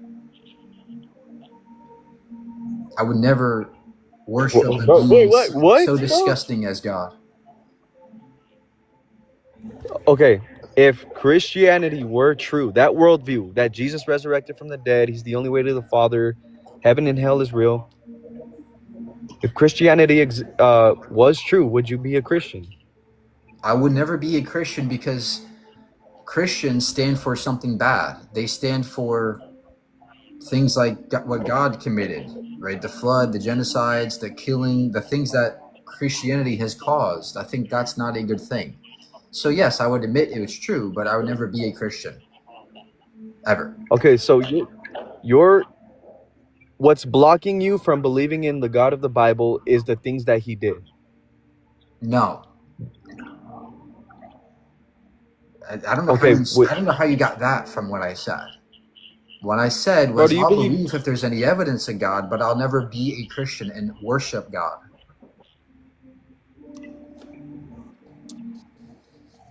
So you would be a Christian, No, but I you would wouldn't believe never in be a Christianity Christian. I would simply or the believe God in of the the Bible. story, but I would never be a Christian and worship God. Do you believe you're a good person? Yes. Have you ever lied in your life? What is this, 20 questions? Yes, I've lied in my life. Does that mean I'm a bad person? What do you No. call what do you call someone who lies?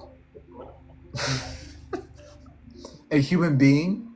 Everybody lies to some degree. No, the term is a liar, right? Would Oh you agree? no! I mean, can atheists and Christians agree that when you lie, you're called a liar? Big deal. Everybody lies at some point of their Brother, life. answer the question. Don't beat around the bush. What do you call somebody who lies? A human being. Bro, a liar. Okay. So what are you? A person. Because you said No, listen, bro. What I'm doing is you've said yourself that you believe you're a good person, so I'm putting that to the test. You think you think what a good person consists of is somebody who never lies? Brother, I gave you the mic. So Please, let's just stick. I'm trying to Christian, make a what you're point. saying is there is no such thing as a good person on the planet because everybody lies, sir. That actually is what I'm saying, and that's actually what the Bible Oh says, my that there's none but gosh. God. Yeah, that's Have you ever absurd. stolen anything in your Clearly, life? there are good people in this world, not because we are tethered to some kind of theistic, distorted Mike, view of what good and bad is. Mike, you're not listening to me.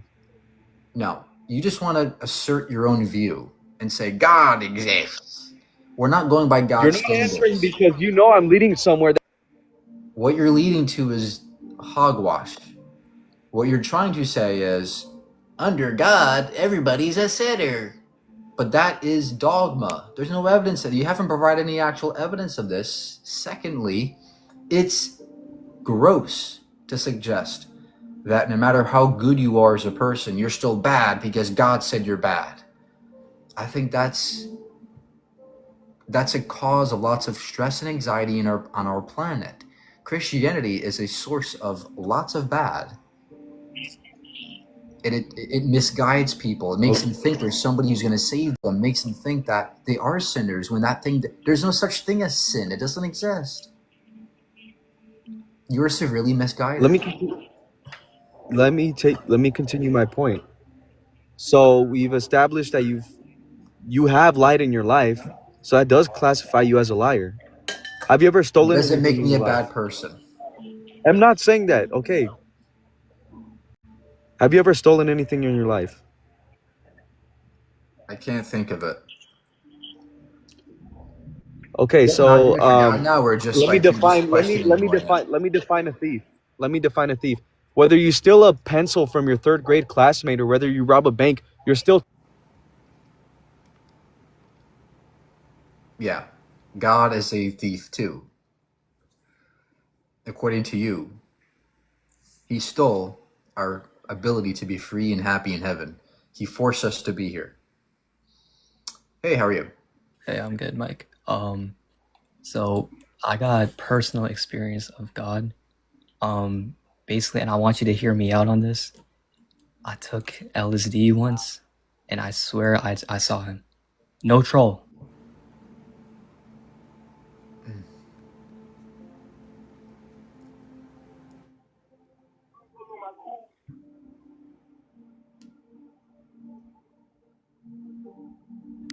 Hey, how are you? Yo, you hear me? Yeah. Yo, everything you're saying is facts. I just want to let you know. Yeah, according to the guests, stealing a pencil makes you worthy of burning forever. But no matter how good you are as a person, right? You could be Mother Teresa. You can help 1 billion people. You can give them food, water, shelter. You can donate billions of dollars. You still go to hell because you stole a pencil in third grade. I think that's absurd, right? Nobody deserves to burn forever for stealing a pencil, for sure. And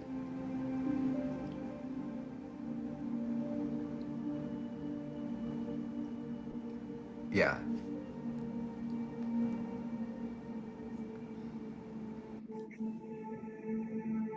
Hello? Zoinks.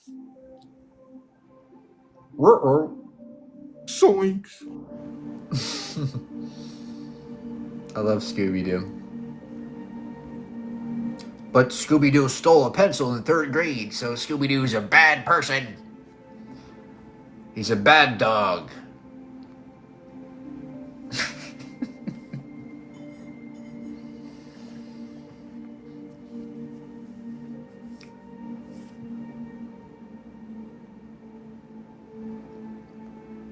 Dude, Khalid, I know you're extremely convicted in Islam. I know Muslims are often like that. Like they're like, Islam is true if you don't agree.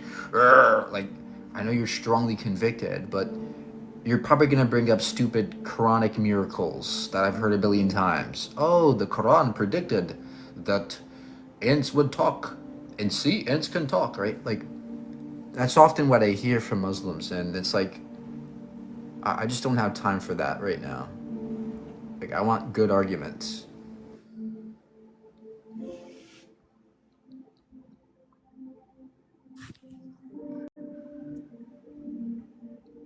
Hey,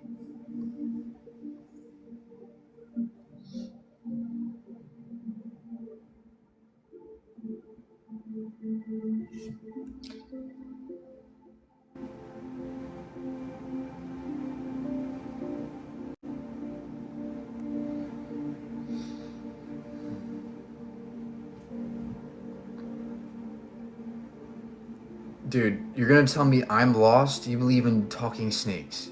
Stop it. Stop it.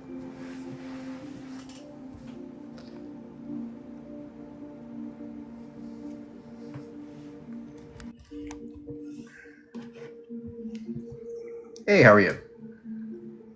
Good, Mike. How are you? Great. So, if you have nothing in one hand and nothing in the other hand, and you smack them together, what comes out?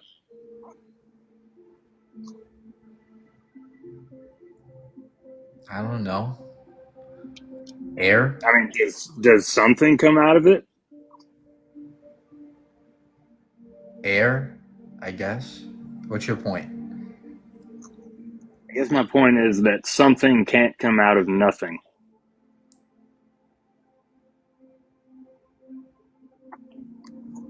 What's 0 plus 0, Mike? When did I ever say something came from nothing? Well, if you're denying the existence of God, you're obviously assuming that the universe came out of nothing. No. I don't think the universe came from nothing. I think it could have always existed.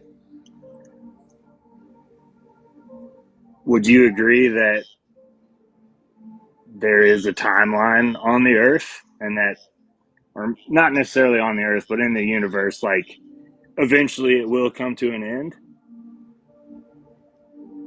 When we talk about ends and beginnings, it's arbitrary.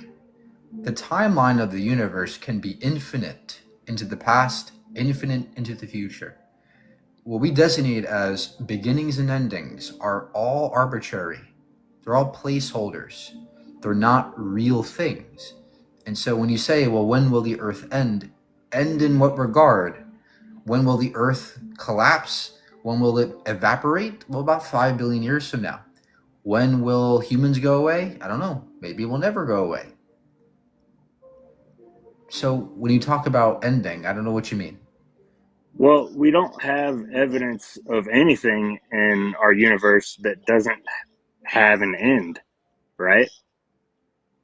I mean, could you point me to something that does not have Time a may not have finite? an ending. Time may not have an end. It might be infinite. Time and space. Okay, what's your evidence that it's never ending? I said it may be, right? Hypothetically speaking, Okay, space and time can be infinite. I'm not making a specific claim. fair. So you have faith then that it might be infinite. No, we have logic in mathematics, which describes infinity. It's not faith, sir. It's math. So would you consider yourself a faithless individual? Yes, I don't have faith in anything. Okay. So when you go to Burger King and get a Diet Coke, you don't have faith that somebody didn't put anthrax in your Sprite? No, I always recognize the possibility that that could happen, but I Okay. don't just So believe if it you will never recognize the happen. possibility, you're putting your faith in somebody, correct? No, I'm adhering to the evidence, and I understand that there is a slight possibility of somebody doing that. I never just completely disregard that possibility and say it'll never happen. So no, I don't have faith in anything. But it sounds like you're completely disregarding the possibility that God is in fact real. God And I'm is wondering if ill-defined. God is maybe ill-defined, and is the reason you have trouble accepting the possibility of God What do you mean is by maybe God? Sir, can you please listen for a second? yeah, go ahead. God is just a word. It's ill-defined. So saying I'm disregarding the possibility of God is like saying you're disregarding the possibility of Shmagalevermorphor. I don't know what that means. You have to define what God is, and then we can go, maybe this is possible. And there are plenty of gods that are possible, like this bottle of water could be God. Well, clearly that's possible. But what do you mean by God? If it's an all-powerful, omnipotent, omniscient, well, that's right now. That's getting into iffy territory. Okay, We yeah, need, let's we go with need a that. rigorous I mean, definition. this is your live, and God is in the title, so I figured you knew what God was. When I say God, I'm referring to the typical theistic version. Okay, The yes, then that's all-knowing, what I'm all. referring to as well. Okay, great.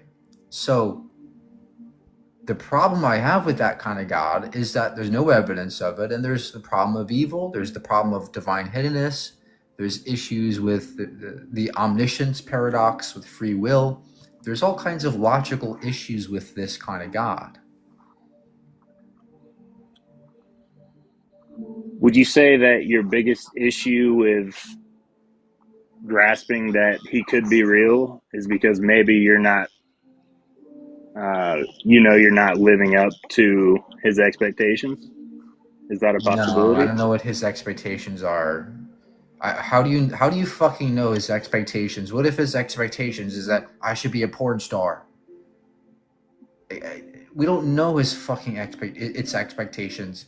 We don't even know if it exists. So how can you even assess that? Well, his expectations are laid out pretty clearly in the Bible. And how do you know the Bible is true? I have faith. I know you have faith. I'm asking you, how do you know it's true? Anybody can have faith, Brett. I can have faith that you're wrong. Which one of us Okay, is right? and I have faith that you're wrong. Okay, well then, which one of us is Well, correct? We can't assess that if we have faith. Faith is inert. It is logically inert. There's nothing there when you have faith in something. That's why I care about evidence. right. Which is why I pointed out earlier that you clearly do have faith. You just place your faith in places where maybe you shouldn't have faith, like Where? the worker at Burger What do I have King. faith in? What do I have faith in? Name one thing I have faith in. Well, you acknowledge that you have faith in the worker at Burger King. No. Again, I already explained this to you. I don't have faith that this worker will never do that to me. I recognize the possibility of that happening. So I don't have faith it'll never happen. Try again. Well, you have faith it won't happen that particular time, correct? No. Otherwise, you wouldn't go there and Every get it. time I go to a store, I recognize that whatever I purchase can be fucked up. I don't think it'll never happen. I don't think it's perfect that I'll always get the order I get. I always recognize the possibility of things getting fucked up. Try again. Mike, let me ask you something. Do you have kids? No.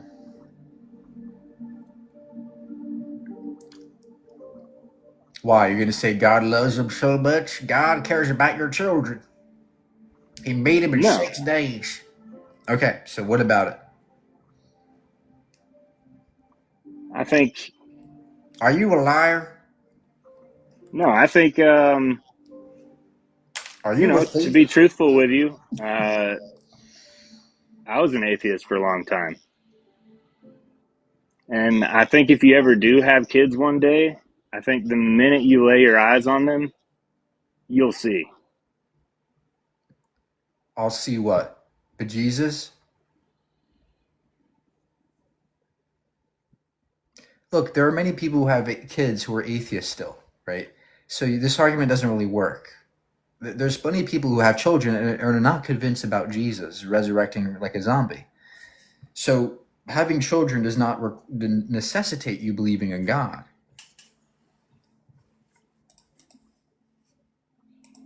I think you're hinting to some kind of, oh, look how beautiful it is and to have a child. And I agree, it's incredible to have a child. Life is fucking amazing. But no matter how amazing life is, it doesn't grant you the right to say God must have done that. Because just as amazing as it can be from God, it could just be from nature too, right? DNA But could it just also be a doesn't molecule. grant you the right to say God couldn't have done this. Well, we If you're can. closing yourself off to the possibility, then of course you'll never see it. I'm not closing myself off to any possibility. What I'm saying is that given your stance, there are logical problems with it that we can deduce render God impossible, right? If there's contradictions logically in something, that means it's not true. It can't be true. Like a square circle or a married bachelor, those things can't exist. Some things are impossible, including your God, given the type of God it is. I mean, the universe being infinite, given all the evidence we have, is also impossible because we Oh, have no evidence of anything that is not finite. so that's a black swan fallacy, right? What you're saying is, I've never seen a black swan, so therefore black swans are impossible. That's a black swan fallacy you're committing. Hey, dude, you ain't never been to Memphis, buddy. I've seen some black swans. Cool. Yeah, so anyway, as I was saying, what you're saying is fallacious. We have evidence that the universe could be infinite in space and time, mathematically. And that's why we don't say it's impossible, like you're saying. I'm not saying it's impossible either. I'm just saying You just did. if we're going based off science, we don't have any foolproof 100% evidence that it's infinite. Okay, that's far better than you saying God exists with nothing. Okay, but if it's not infinite, then that points to the fact that it's finite, which means it has a beginning and an end. Okay, And nothing can be had. Even if the universe was finite, it could be caused by some finite thing. It doesn't need to be God.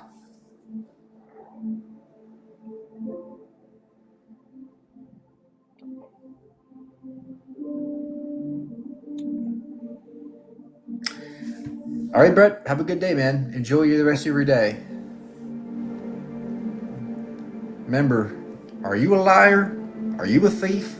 Well, call this number, 555-555-5555, to see Jesus. Jesus is watching you every moment. Every time you take a piss, he's watching you. Making sure you wipe. Oh, not Hey, wipe. Mike, how are you? Great, how are you? Good, good. Well, I mean, I guess the argument that I would make is that in science, there's also a lot of things that you could not prove, right? So one, I think, could not argue legitimately one way or the other, right? Because there's no other thing in this universe that can derive from nothing. There's also theories of if the universe was indeed infinite, that means that there would have to be an infinite number of stars, an infinite number of Earths, so on and so forth. So there's a lot of fallacies even in science. What fallacy are you talking about? Why can't there be an infinite number of stars? No. It's not that there can't be. It's just that there is no definitive proof either, right? Nobody said there is definitive proof that there is no God. In the case of science. Well, you're saying that it's imaginary. Yeah, we're saying what that means is it's unlikely to be the case. We don't need proof. Well, sure. Sure. I mean, I guess there I would concede. It doesn't necessarily mean that it is, but it also Yeah. doesn't mean that it isn't. So do you have any actual evidence of God, or Well, do you have any evidence that counters that? yeah, there are logical arguments against God, right? Problem of Okay, evil, like the problem of evil. Why does evil exist? Why does gratuitous evil occur? free will, right? I mean, if you go back to the explanation of it, it derives from free will. But free will doesn't exist necessarily. Number one. Number two, How does it not? because everything we do is determined by previous actions. Like there's no No, you control you your still make thoughts. for example, like this conversation that we're having here. This was a decision that I mean, it is free will, right? No. Um, No, every one of our thoughts is determined. I can't choose my thoughts freely. I sure you can't can. do. No, I can't choose my thoughts freely. It's an illusion of free thoughts, but in reality, every thought I have is determined by my brain. I don't control that. We are determined by the laws of physics. I can't change physics, and hence I can't have free will when I do things. I'm just completely subject to the laws of nature, even our thoughts.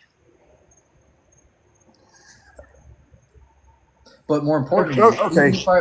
even if I were to grant you free will, there's still the problem with free will and omniscience.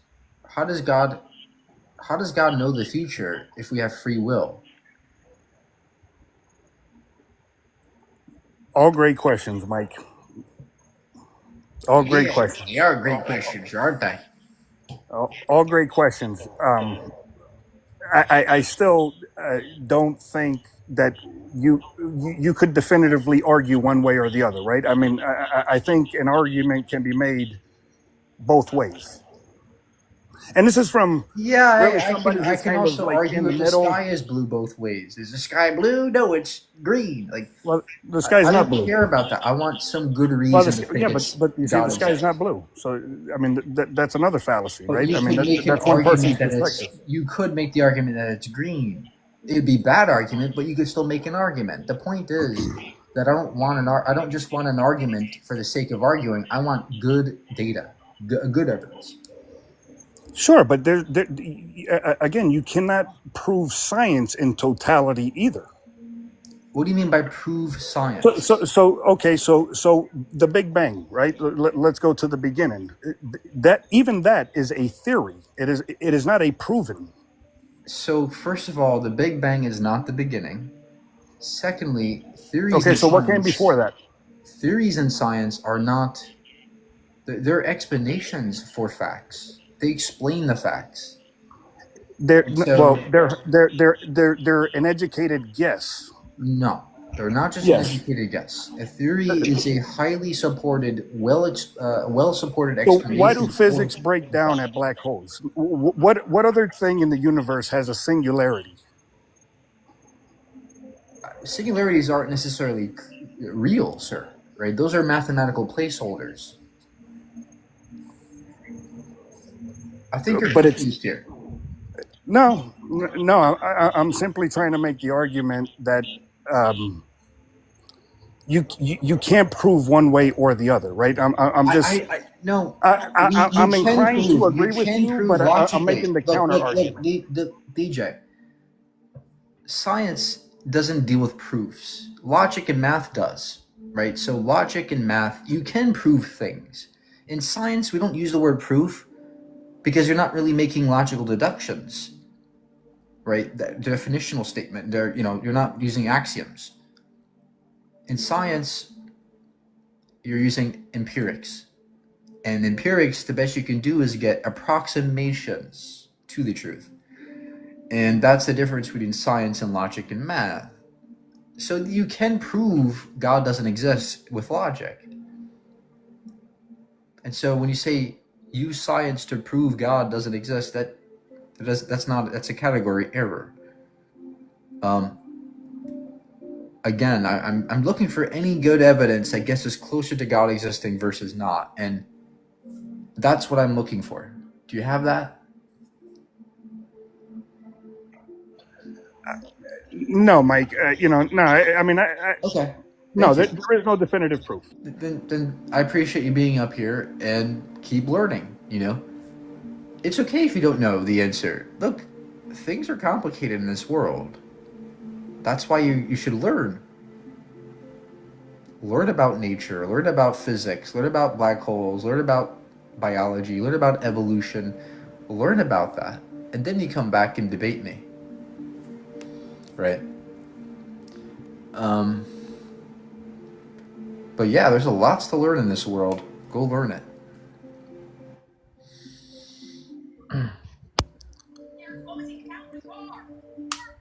Yo, Hey, Mike, how's it going? Well, I think I don't think God is imaginary. I mean, God certainly does exist, and we experience Him every day. And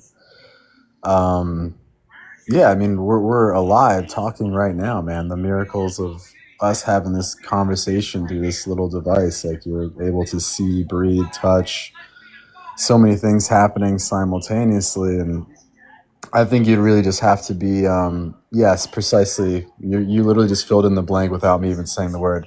I think that you'd have to be extremely ignorant and naive to the fact of how privileged you are to be alive. And that, I mean, that, hence the smirk on your face. I totally understand. I No. agree. I'll finish my point. I mean, I'll finish my point. I see that you're firmly understood on yours, but I think that anybody that can just kind of smugly smile off their existence as if it's nothing, I think that's.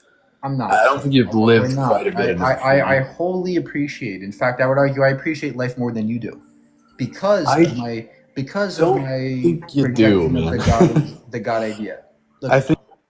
Look, the Christian and the theist, they arrogantly profess that God did this. Look how amazing we are because God did it.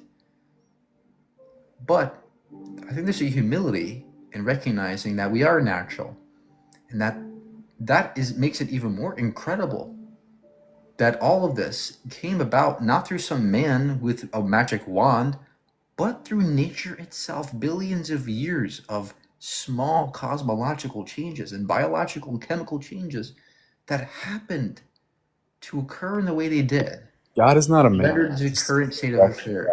God is not. That is far more amazing than just saying God waved a magic wand in 6 days, body, here we are. Look how amazing. There's a difference there. I never said God was a man, by the way. Okay, That, whatever. A magic man. see, whatever. That's. The Oof, point. wow. My point is that we both can recognize the majesty of the world without succumbing to this religious dogma that God must have done it. Because look how good You don't he have is. to go over the. I mean, it doesn't have to affect you so abruptly. You just respect it as you do gravity and move Okay, on with great. your day. Now, what is the reason why God exists? But the very fact that we're breathing, I mean, do you understand? Can you explain why your heart started beating? What is currently keeping your heart beating? There are electrochemical processes in my body. Blood carries sodium and No. potassium through my But blood what into started my the heart. initial? What started the initial tick? What started your heart beating? DNA and blood.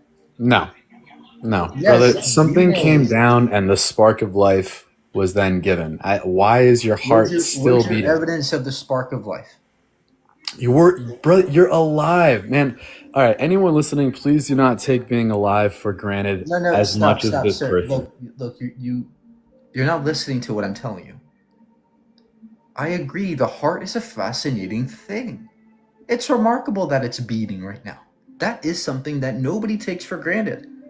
However, for you to say, oh, look how amazing the heart is, therefore God, that's a fallacy in my eye. Because, no, it can just as easily be done through nature. DNA carries the code for your body. In your DNA is the genetic material that gives rise to every organ in your body, I was including talking the heart about the beating. spark of And, life that exists and in the all our heart hearts. develops in utero when you have DNA and a fertilized egg and a zygote developing into an embryo and sustained by blood from the mother. This is how the heart beats. It's not magic, although it's incredible, it doesn't mean it's supernatural. That's that's a distinction you can't make. You're having a hard time doing that. And I think it's to each his own. I think some of us kind of marvel at life, and others just kind of arrogantly wake up and think that it's something that they were owed and given to them, and they have nobody to thank. And That's what I guess that's just where we your differ. point of view, right? See, what you're saying is, look how arrogant those atheists are. They should be happy that they were chosen by God to create us in 6 days, and we are the ones who the universe was made for. They should be so humble. That's not what I'm saying. You're the arrogant one, proclaiming that you are the center of the universe, that the universe was made for. Also, not what I'm saying. Okay, so then isn't it more humble to recognize that we aren't the center and that the heart and our bodies are not the pinnacle of creation? No one ever said that. I never said that. Okay, so then you agree that we were not designed. Of course we were.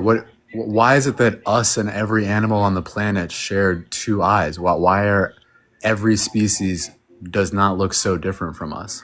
Can you explain that? Octopi look very different from us, sir. Okay, They way to actually pick have the multiple one. eyes. A way to pick the outlier, brother. You know what I'm saying? Like, please continue to pick the outliers. Look, But the reason why there are similarities is because of evolutionary reasons. We all share a common descent. Every oh, there we go. All right, done and done. We all Here's share a common common descent. descendant. Boom, drop. We all share a common descendant. Yes, that's how There we go. evolution happens. It's remarkable. And the fact that you're disregarding that is sad because evolution is remarkable in itself. The fact that we are naturally here. I've The fact never that we all disregarded share it. common descent and we share DNA and genetics as a species of ape. Yeah, I'm not disregarding evolution. It's the initial how we arrived. It's So not then as if why if do we you, need God to exist to explain any of this? if you don't, dude, brother, you're the one with the prompt. We could just go on living our lives and not. It's just a matter of being like, okay, I respect that there's something greater than myself, and let me move forward, amicably, and respect blissful beings around me, because we're all put on this earth for this very brief, precious little time. So let's all make it great for each other. You're kind I of can blowing recognize this out all of that without proportion. believing in God. In fact, I have a keener sense of that because I confront the world every day and recognize its finitude. I recognize that this is the only life I get. I don't go somewhere after this. And that reminds me of how precious this life is and how we ought to cherish it. So I have a very keen gratefulness and appreciation for the cosmos. It seems like from your point of view, it's just, oh yeah, God made us. Look how amazing God made us in 6 No, days. you waving your little hand. No, I absolutely do not believe so arrogantly and so But you do. just You think that the nuancedly. universe is made for humans. No, I don't. That's not at all what I said. I never Are you said that. Christian? Are you Christian? I never said that it was made for humans. Are I you said that we are are you blissful Christian? beings Are you here Christian? to express for other blissful beings. If you were listening, that's what I Are said. you Christian? I never said that Are you Christian? God made the world for humans. Can we address what you just said? I Are never you said that Christian? God Are you addressed. Christian? What Are difference you does that make? Is that going to correct what you makes just asked or not? it makes a big difference because Okay, how about we go back to your current point, which is you saying that I said, hold on, relax. It's okay for Christian.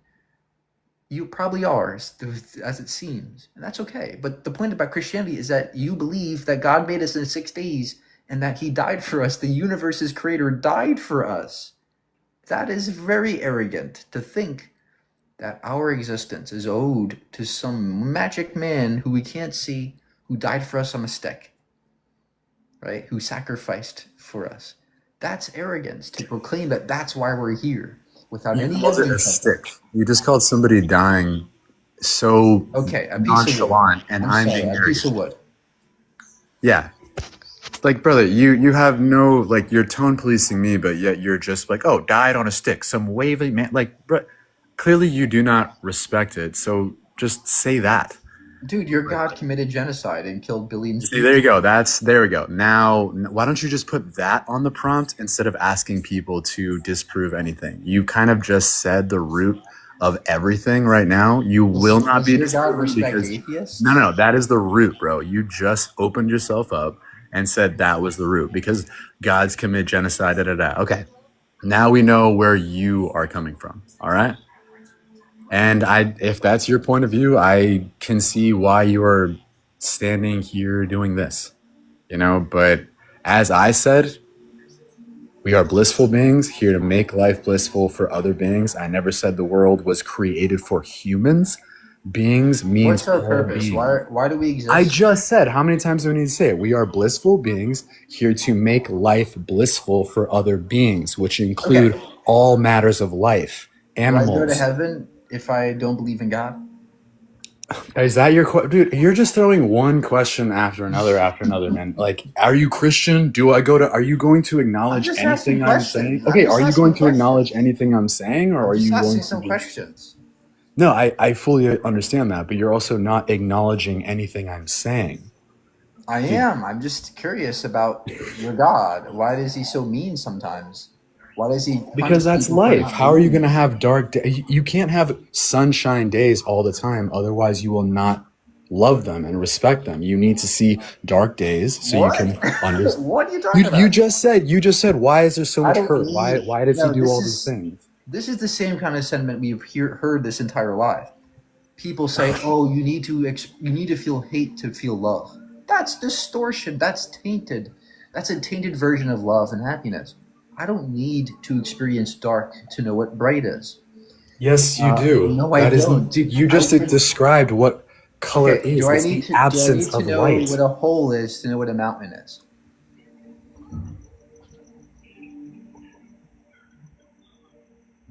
What? Do I need to know what a hole is to know what a mountain is? Those are two. I guess jump to the. I don't know. Let's talk about You this. don't. I guess, I dude. can I know don't what know. level Jump ground. to this next point, Wait, please. hold on. What you're forgetting is that I can know a middle ground and contrast that with the positivity. So there could be a neutral that I'm contrasting with the positive, right? So I can know what a level ground is to know what a mountain is. So I don't need to know the negative to know the positive. I just need to know a neutral to know what a positive is. Try again. You're asking me to explain life. Like, life has downsides. It has upsides. You have good days. You have bad days. That's like, what do you want me to say? You're asking me why you don't have pleasant, perfect days every day? Is Isn't that that your what problem? what's heaven like? I live on the earth. What are you talking? Why are you even asking that with a Is smirky ass there face as if I darkness? know? I am a Is human there with you. evil in heaven? So you're asking me what is heaven. Now you're asking me if there is evil in heaven. Brother, you just need to slow down.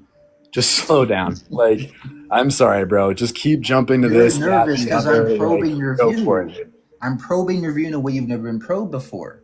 See, if you're saying that we No, can never, how are okay? If you're probing me in a way I've ever been proved, how are you asking a human that's on the other side of this phone and you're aware of that if they know what heaven is like? I'm a human. I've been on you this earth believe with it. you. Don't What? you believe it? You should know it. Okay, well, is that the prompt that you're asking? Is heaven real or is God imaginary? Yes. What are It's all you? related. Is heaven real? What's your Okay, then proof? yeah, sure. Like, Okay, what? is there Mind evil in blown? What? heaven? What? Is there evil in heaven? Why would there be evil in heaven? Because you have to have, like you said, evil to know what good is. Yeah, but that, dude, there's two different planes. We're living here on Earth. You're talking about something completely different. What? Okay, so in some planes, there doesn't have to be evil. There could just be good. It's See, called this is- heaven. It's Like, called what? special pleading. It's called called special heaven. pleading. What do It's you called expect special it to pleading. be? It's called No. heaven. Like, My, what do you? my point is this. Is there evil in heaven? What is it called? It's not called your My- mom's house. It's called heaven, bro. Like, My point is this. My point is that if God existed, He could let us live in heaven forever. We wouldn't have to experience all this evil here. well, that's, bro, you have to experience life. Like, you have to. I'm sorry that you're not enjoying be it and you alive in want to heaven. exit plan so fast, but Are we it's dead in part of heaven? it, bro. Like, it's part of it. We have to do good on this earth and prove that we are worthy, that we have virtuous, that we are. Why? Because that's what life is. You can't just wave yourself around in the world. You But have to. why? But why would God make it this way? Why wouldn't He just give us happiness forever if that's the goal? Why didn't your parents just give you a golden spoon all the time? You have to learn. You have to My be a virtuous parents, person. You have my to lead with parents are not. integrity. My parents are not all powerful. How are you going to lead with integrity if everything is given to you? How are you going to learn Did to God have really to? Okay, no, okay. how are Did you really God? going to learn to love it, precious it, and respect it and know what it is when it's given to you if you've always had it? You will know it when Okay. you've been absent it. Did God have to go through evil to be good? Well, did what- Wait, God himself have wait, to wait, brother, you just ask okay, listen, wait. asking little questions that don't make sense and My letting point. My letting point is somebody that think about them does not make my you right. point is that your standard is you have to go through bad and hardships to be good. But that only applies to humans. When it comes to God, He can always be good and He's just fine. He always has integrity. He always has morality, right? And so that's the special pleading that's happening, right? You're picking and choosing who you want to go through the torture, and it's convenient because we do go through hardships here. So it's an easy outing for you to say, yeah, God had a reason. He made it this way. I'm That's not ad picking and hoc. choosing. That's I something we call never in said picking and philosophy choosing. ad hoc. I never said picking and choosing, by the way. We all experience it together. You're not tracking. You're picking and choosing which plane you want the hardships to be experienced in. Does it, in the end of the day, though, there doesn't have to be any hardships. It How just are be you? good all around. Well, I'm speaking to the what we are currently live on. Why, dude? You don't know any more than I do about what God has experienced or not. We all know what we know now. So But why you're are you claiming it claiming? exists. I'm not. That's the difference. How would you know any more than I don't? Well, I know that there's logic No. behind where there's logic behind your God's non-existence. There are arguments against God not existing. There's arguments for literally everything, brother. You have to have They faith. give You have it. to They have give us the conviction. You arguments. have Give us to. the good reasons. Okay, and dude, and either you listen to good reason, look in the mirror, and say, "Wow, I'm fortunate to be alive. I get to do good in the Just give world." us. And Just we're waiting. We're waiting. We're all waiting for your evidence to God. brother, If you listen. don't Either have you it, see just it, don't dude. tell us. I don't know. Either you see it or you don't. Yes, faith. Exactly. I mean, dude. I don't Faith. know. Brother, listen, if I keep putting it in your face and you keep smiling your smug smile, like you have to understand, you don't want to know. A few minutes ago, you were just talking about, oh, your God committed genocide. You don't want to believe anything. And, I'm sorry for that you won't allow it in, but that's the first part. You're asking a question, but you're not willing to All right. accept.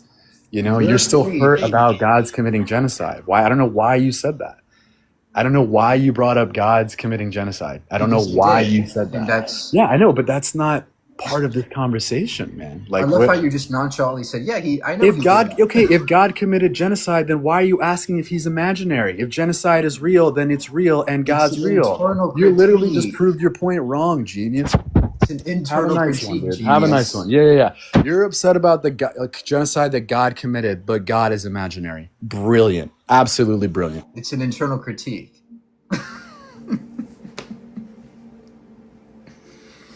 Guys, I don't want you to feel bad about these discussions, but obviously that person wasn't coming from a humble place.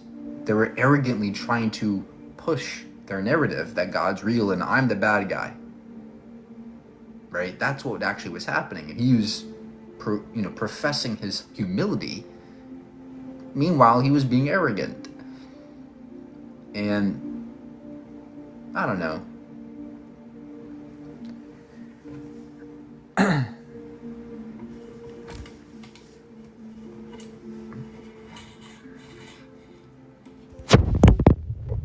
I think that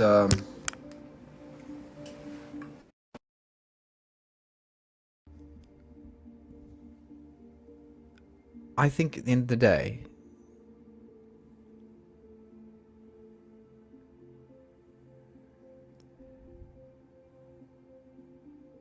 the background noise, I like it too, right? It's called Sounds That Finally Let Your Mind Rest by Bliss on YouTube.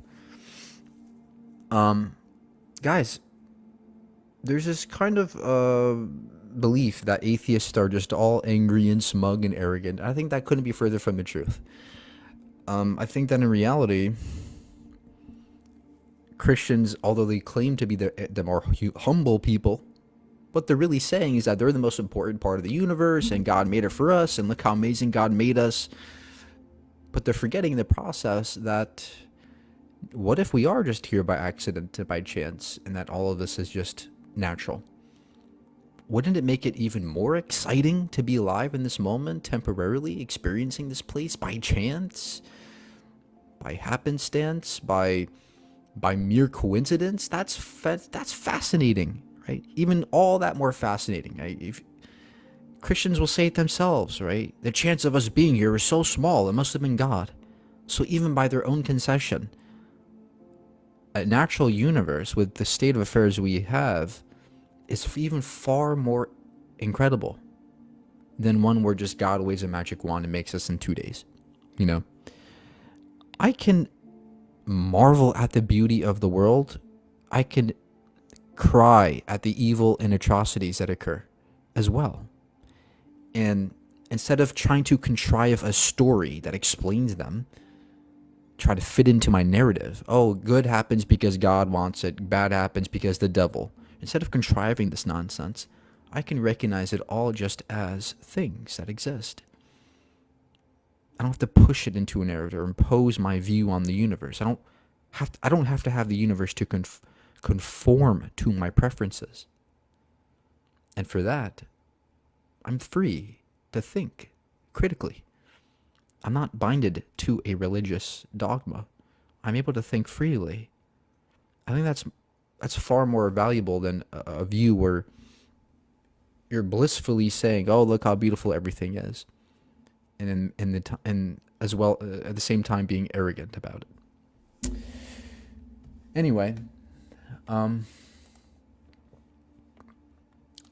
want to make my point clear by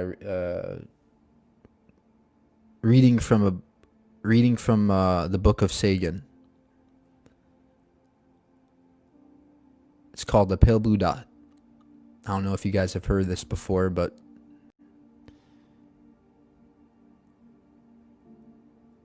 I think it's a very humbling perspective.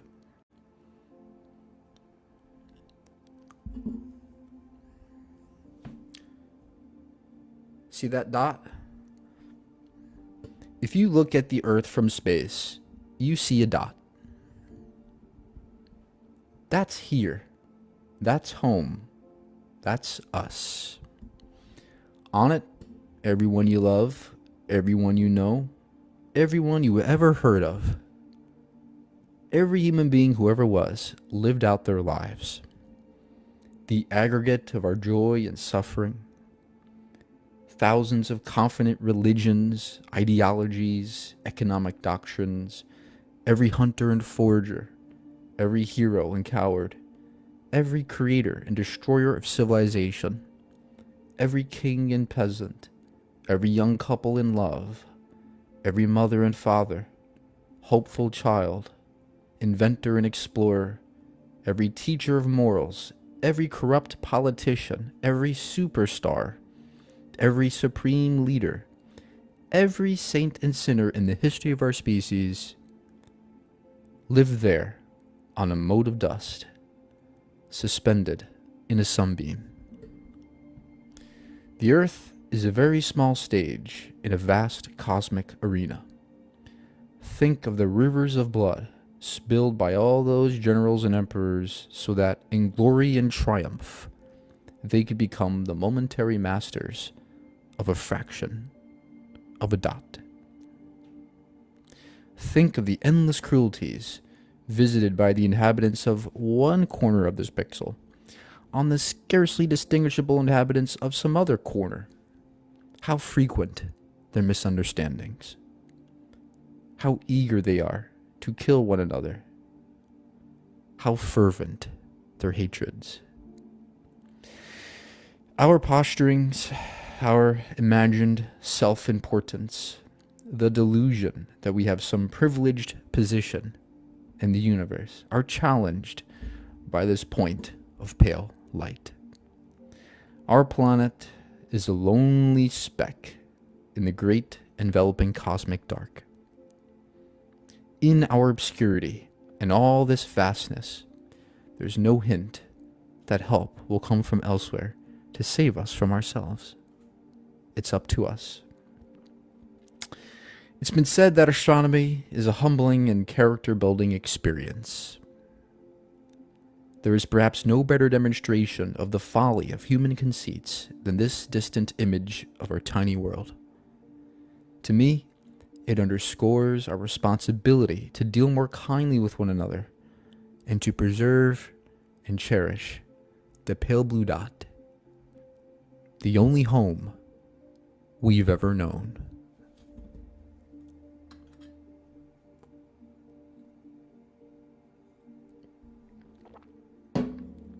That's powerful. That's powerful, folks. That makes you realize that what we have is that. That's who we all are. That's all we got is each other.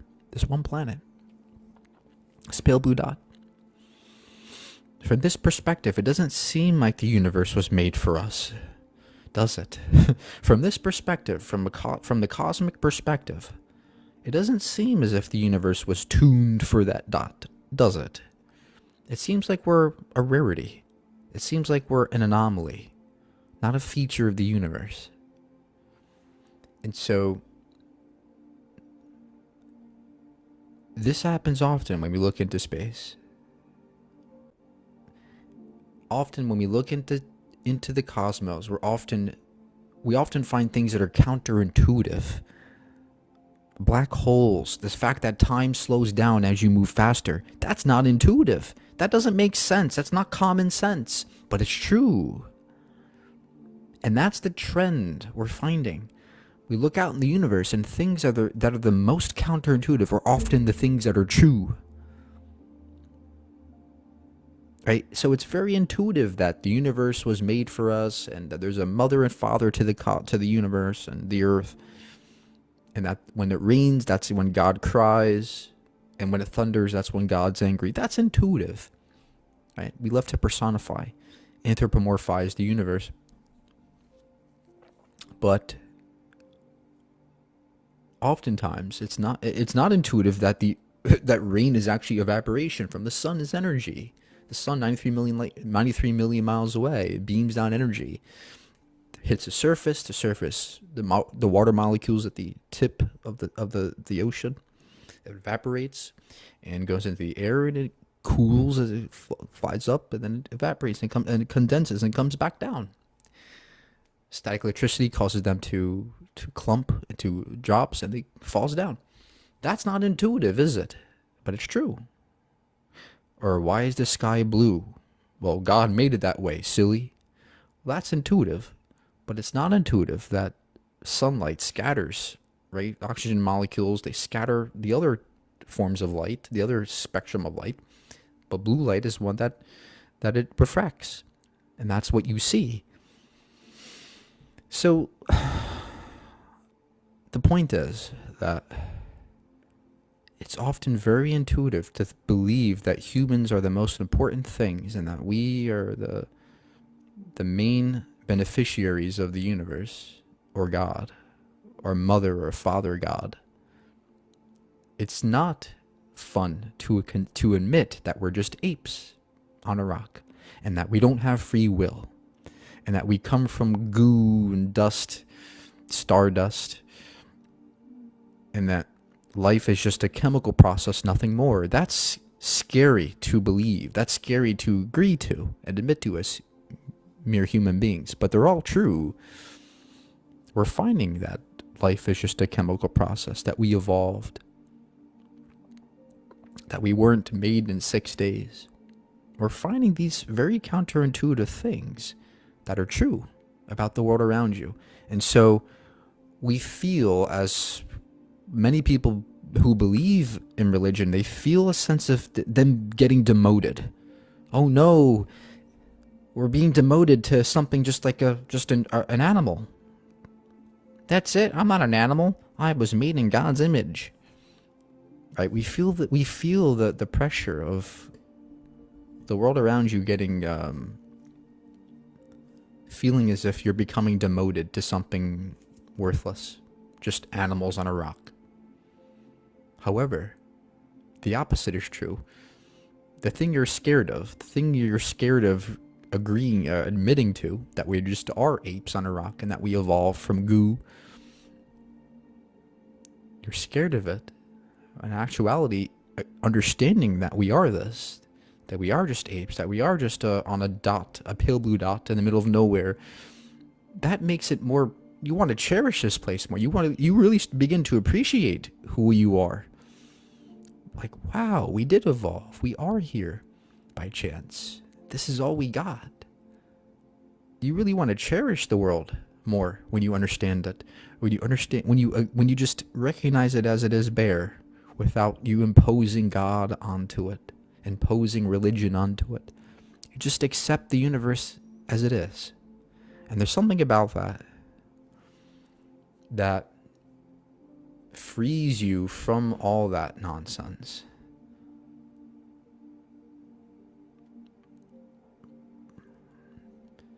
And you don't become so fearful of the world around you anymore. You're okay with it. I accept that. When I die, I don't go anywhere. I accept that. It's okay.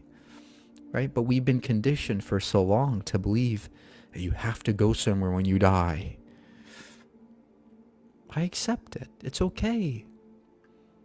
I don't have to go somewhere when I die. If I don't, maybe there is afterlife. Maybe it's possible. But okay, if that happens, fine. But if I don't, it's okay. That's okay too. Right? So all this existential tension that we're pressured to having because of religion, right? You have to wear this garment. You have to go to this church. You have to walk in this line. You have to do all that pressure. I'm free from all that. And instead of being scared of the unknown, being scared of being insignificant, I embrace it. And I've learned in the process to really appreciate life itself. Not just because somebody made it, but because of who we are, what we are.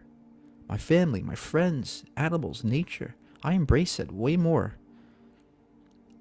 The universe looks way more rich to me because of its finitude, its rarity, how delicate it is, how fragile we are.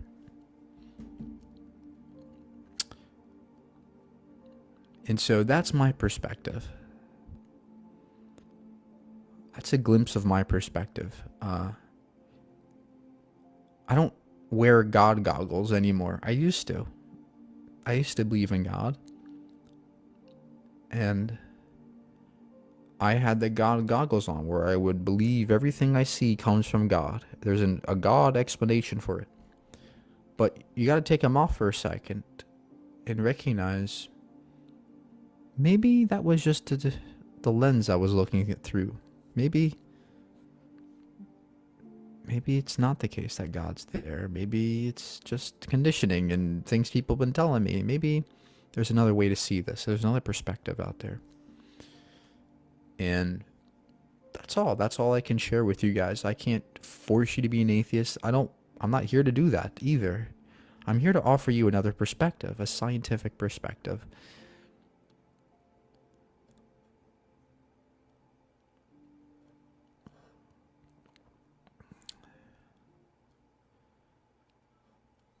So, yeah, when this person says they were tricked, yeah, that's kind of how you feel when you leave religion, right? Like you've been fooled your whole life. It sucks, man. But at the same time, it's freeing. And so, there's a point where you just get over it, right? You get over that fear of hell. You get over all that stuff. You just start enjoying your life just freely, like without being forced to. Oh, you have to enjoy it because God made you. Don't you know? You should be grateful for God. He died for you on a stick.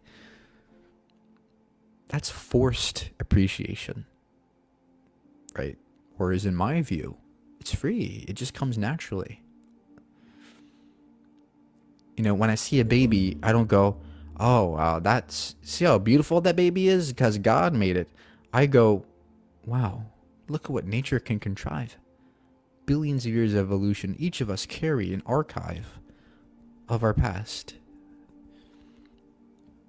When you understand that evolution, understand that your nose, your eyes, your liver, your jaw, every part of your body is a remnant of the past billions of years of evolution. That we share ancestry with fish, with far back enough bacteria. You find that there's a biological connection. You start seeing connections that you didn't see before between biology, between chemistry, that we are chemically associated with the earth. That the food you eat every day comes from the air, soil, and the water. And so literally you are part of the earth. You are just an expression of what the earth can do, given complex chemistry. That's fascinating, right? Or there's a cosmological connection between you and the stars. That every atom in your body comes from a star that exploded billions of years ago. And all that gas and dust went out into space and eventually collapsed due to gravity and became the planet. It became the earth. It became the sun. And you. You are stardust. You are a way for the universe to know itself and understand itself and be alive. This is deep and profound. And so there is still a way as an atheist where you can connect with the world around you. You don't have to feel isolated as you might perceive it to be as an atheist. As an atheist, I'm not isolated from the world. I'm far more connected to it as an atheist. I'm far more connected to the world around me because of science, because of my understanding of it. Instead of shunning it away and saying, no, God made us. That, if you understand now, that you're missing out when you do that. You're missing out on the richness that science, that the universe as revealed to us through science provides. And so all I'm saying is that be open to other perspectives. That's all. Learn and be open. And I think if we all did that, the world would be a far better place. So, yeah, that's all, folks. I gotta go. Hope you learned. Hope you enjoyed.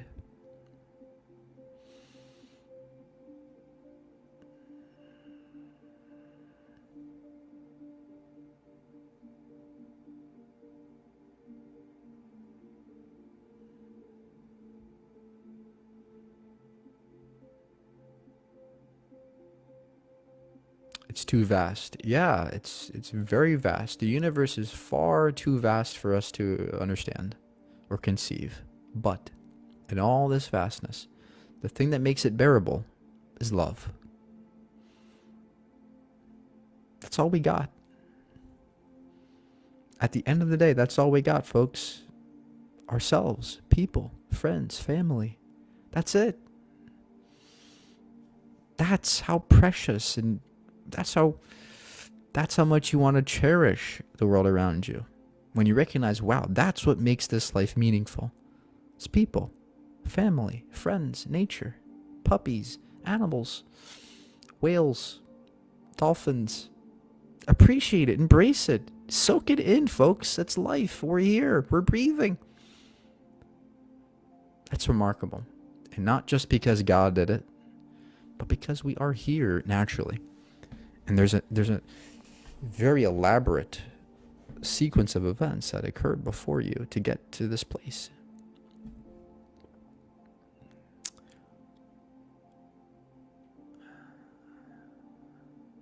So, yeah.